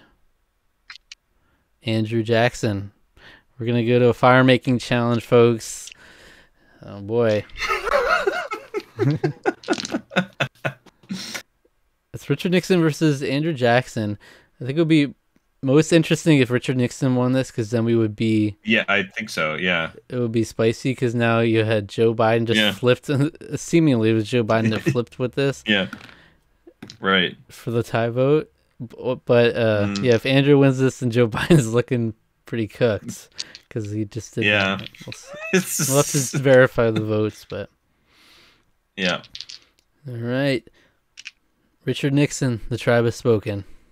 Andrew Jackson pulled out the fire making. I believe it. I believe it. Unbelievable. Yeah, Joe Biden, I don't know what kind of boneheaded move that was, but... Yeah, that's absolutely what happened to Andrew Jackson in Washington. Voted for Richard, and Joe and Richard voted for Andrew. Maybe he was like, this is my chance. If I go to the final 3 with these jokers, they're going for me first, because they're closer. Yeah. He's feeling some vibes. This is my chance to take the game into my hands. And you gotta go for the roll of the dice on this tie, and it just not go his way. But maybe he's also confident in his challenge abilities. He can win immunity too. Wow. We're down to our final 3 of Andrew Jackson, George Washington, and Joe Biden. Could we get a George Washington? Has he gotten a single vote cast against him? He has, I believe. Early on? I don't know. Okay, maybe it was earlier on. I don't know for sure. I feel like he did though. Yeah. Can we get probably did early on, but first president, current president, final 2? Well, imagine that. That'd be kind of amazing. If Quite a narrative. But all 3 are Asa tribe members left here. Andrew Jackson. People have been voting for Andrew Jackson for some time. So that could be a sign that maybe he's someone that people will respect in the end if he makes it there. Also, seemingly, at first I would have thought Andrew Jackson was the one like most likely to go out of this 3, but now that Joe Biden did that, it probably would be Joe. But who knows? It's also about who can you beat in the end. Right. Look, I'm not going up against George Washington in no final 2. If he's an option, it's crazy to me if he makes it there. But guess what? I mean, Andrew Jackson and Washington are an alliance, and Washington or Joe Biden are an alliance. Washington's right there in the middle, right where he wants to be. We'll see. His game. It's his country, his game. There we go. It's time for the final immunity challenge. Hands on a hard idol. You know, it's iconic. You just sit there, you stand there in that position, hold on to the idol for as long as you can. Last one, holding it wins immunity and guarantees a spot in the final two. The winner of the final immunity challenge of Presidential Survivor is George Washington. No he did it. Kidding. How fitting. I feel like, you know, because they do like... Who's he gonna pick? Was the position in that challenge, didn't you have like one leg up on a log or something and one leg down? Or it was just like standing? That. Yeah. I don't remember. Because if it's like one leg up, that's kind of like, that's giving me like George Washington pose, you know? Just like with the flag in hand. But, so George Washington will have the sole vote and no events at Tribal Council to tip us off. He's got the sole vote to evict, or evict is a Big Brother term, but sole vote to vote out. So, who do you think is going to vote out? Do you think Joe Biden because he stirred it up last time? Do you think Andrew Jackson potentially a bigger threat for some reason? I think he might get rid of Joe because Joe's likable. Joe hasn't had he's very sociable. He's a lot going against him. He knew a lot about the jury members. Jackson might be an easier win for him because of the amount of people that voted for him. Sure. Yeah. So it's hard to say whether it's just because they're off put by him, they voted for him, or was it respect? I don't know. Right. It would have been a perfect ending if we do get Joe Biden in the end, but Joe Biden of Washington. Yeah. We'll see. Let's go to Tribal Council. The 14th person voted out of Presidential Survivor and 7th member of the jury, Joe Biden. Travis. All right. What a good game by Joe, though. I mean, really impressive stuff. Joe stuck around. Joe outlasted like 37, 38 days in this game. Yeah, ridiculous. And he was doing some stuff. He was making deals. Yeah, he was impressing people at games. He was impressing everybody with challenges. He was also impressing people with how much he kept up with everything. He was bonding with everyone, had multiple alliances. Like, he was in a good spot. I think ultimately there was a bad call that he made that might have cost him. I'm curious if George have made the same decision if he hadn't done that. Because if so, then Joe made the right call, and it was his only chance to like swing it the other way. But maybe he got confused again, like he did sort of early on. Maybe I'm picking the person I want to stay this time, right? All right. Well, the final two will face the jury. We got Andrew Jackson and George Washington. The final two. Here it is. And our jury of FDR, Joe Biden, John Adams, Richard Nixon, Ronald Reagan, Theodore Roosevelt, and William Henry Harrison will cast their votes for a winner. Who do you think, Alec? Do you think it's Washington, or do you think it's going to be another wild card? I think it's going to be Washington. I think Jackson's game has been too slippery. Washington has been in some alliances, but he's tried to stay mostly neutral, keeping the peace among the different tribes. So that's what he's known for too. He's so good at it. Yeah. But yeah. This is, if Washington wins this, it's like Richard Hatch winning Survivor All Stars. It's just like you can't basically, it. Yeah. It's just like wow. Like if I was in that jury, I would be like, hey, how'd we let him get to the end? Like, we got to give it up. Yeah. We're really gonna vote for. Yeah. This will be a sham if they vote for Andrew Jackson, the Trail of Tears guy. Yeah. Yeah, the trail. Give me a trail of tears to think. Just thinking about it. We won't forget what he did to Barry in the pre. Oh my god! Horrible. Justice for Barry. What's going on there? All right, it's time to reveal the winner. I'll read the votes. You want to see your name on this paper.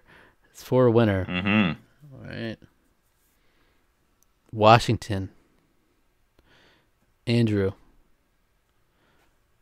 Andrew Jackson.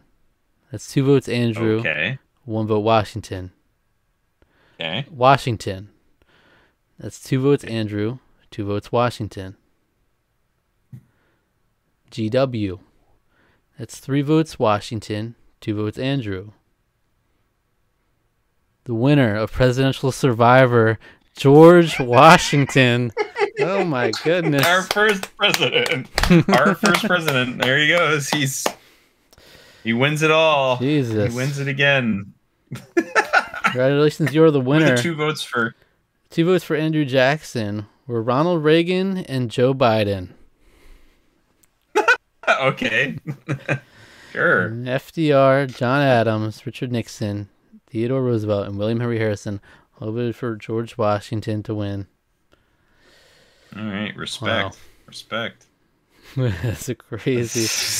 Who do you think won the fan favorite award? Who will win $100,000 courtesy of Sprint? William Henry Harrison. You would think so, but yeah, you would. Joe Biden, maybe. Ronald Reagan. He just. Okay, sure. All the old. Hey, this is airing on CBS. All the old folks, they love Ronald Reagan. Yeah. It's always the most random fan favorite, though. Like usually, like sometimes it's been like a random pre-jury person. Yeah, it's just like, oh yeah, I love them. We're on 2 episodes. I love them. Jeez. Well, I respect the will of the people. Yeah.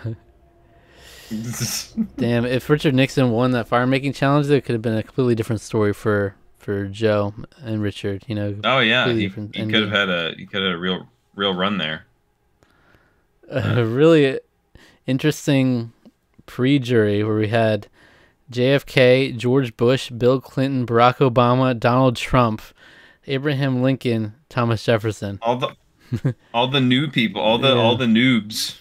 All the noobs, was taken out. And Joe Biden, of course, last one standing out of the new heads. Out of the modern era, so... Let's see these challenge wins. William Henry Harrison with 7 total challenge wins. That's just 3 immunity wins of 4 rewards. That's crazy. No. Because, like, the next highest is 2 with Ronald Reagan, and then 1-1-1-1. So 7-2. Yeah. Crazy. Just absolute decimation. The most votes received, John Adams, 21 votes. Followed by 11 for Andrew Jackson. That's how many more he had.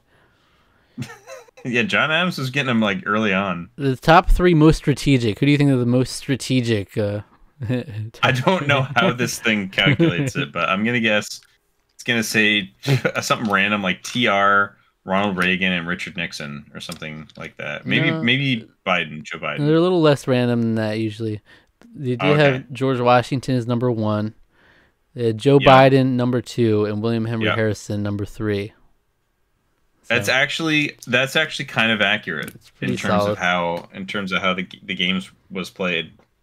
Biden tried to socialize with everybody, bonding with everybody. William Henry Harrison trying to make moves, latching on to certain people at certain times, and trying to maneuver. And then George Washington trying to keep the peace between everybody and succeeding. There you have it. That's incredible. Yeah. George Washington is the winner of Presidential Survivor. Yeah. There you go. We thought for a bit that some people were going to try to upend him, but they didn't. They didn't even see him as a threat. They just let him win, kind of like Richard Hatch. Yeah, they waited too long to pull the trigger. Yeah. That is funny, too. Yeah, this is a simulation of the first season of Survivor, and we do have the first president winning it. Yeah. Yeah. But, I mean, Richard Nixon had quite a run there as well. Yeah. But, wow. It was lovely. Yeah. Oh, what a time. What a time. It's crazy. All right. Wow, thank you for joining us for that, folks. If you enjoyed this video, what video should the viewers watch next? Well, if you like the whole Survivor simulation format, we've got plenty of those that you can check out on the channel. We do some we do at least one every year. We do some with our a bunch of characters in the movies and stuff books and all that sort of stuff that we consumed throughout the previous year. And you can go check that the 2024 Tarqaron All Stars. Go check that out. Tarqaron All Stars 5. Yes, we did that in person. Yeah, that's the one. Mm-hmm. Yeah, I'll check it out. Check it out. Yeah, we do Survivor simulations every year for that. I was thinking we're always thinking it would be fun to do more, but it's cool to keep those as an annual thing to be bigger. So this was like a little random one-off that we could do. That was just topical. A special thing here, yeah. So I don't know what else we could do. We could think about it in the future if we can fit in other random things, but it's fun. It's fun. And yeah, for sure. Yeah, Survivor fans, we do Survivor every week, so check that out.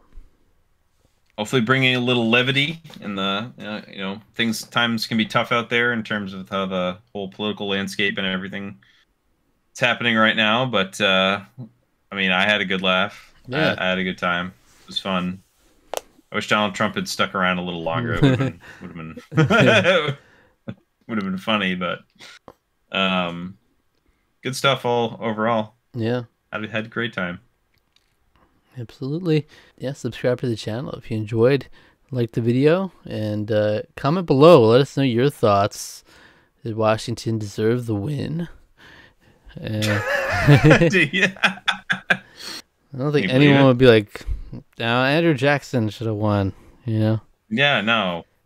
Well, justice for Barack. That was horrible. What was going on there? That was really messed up.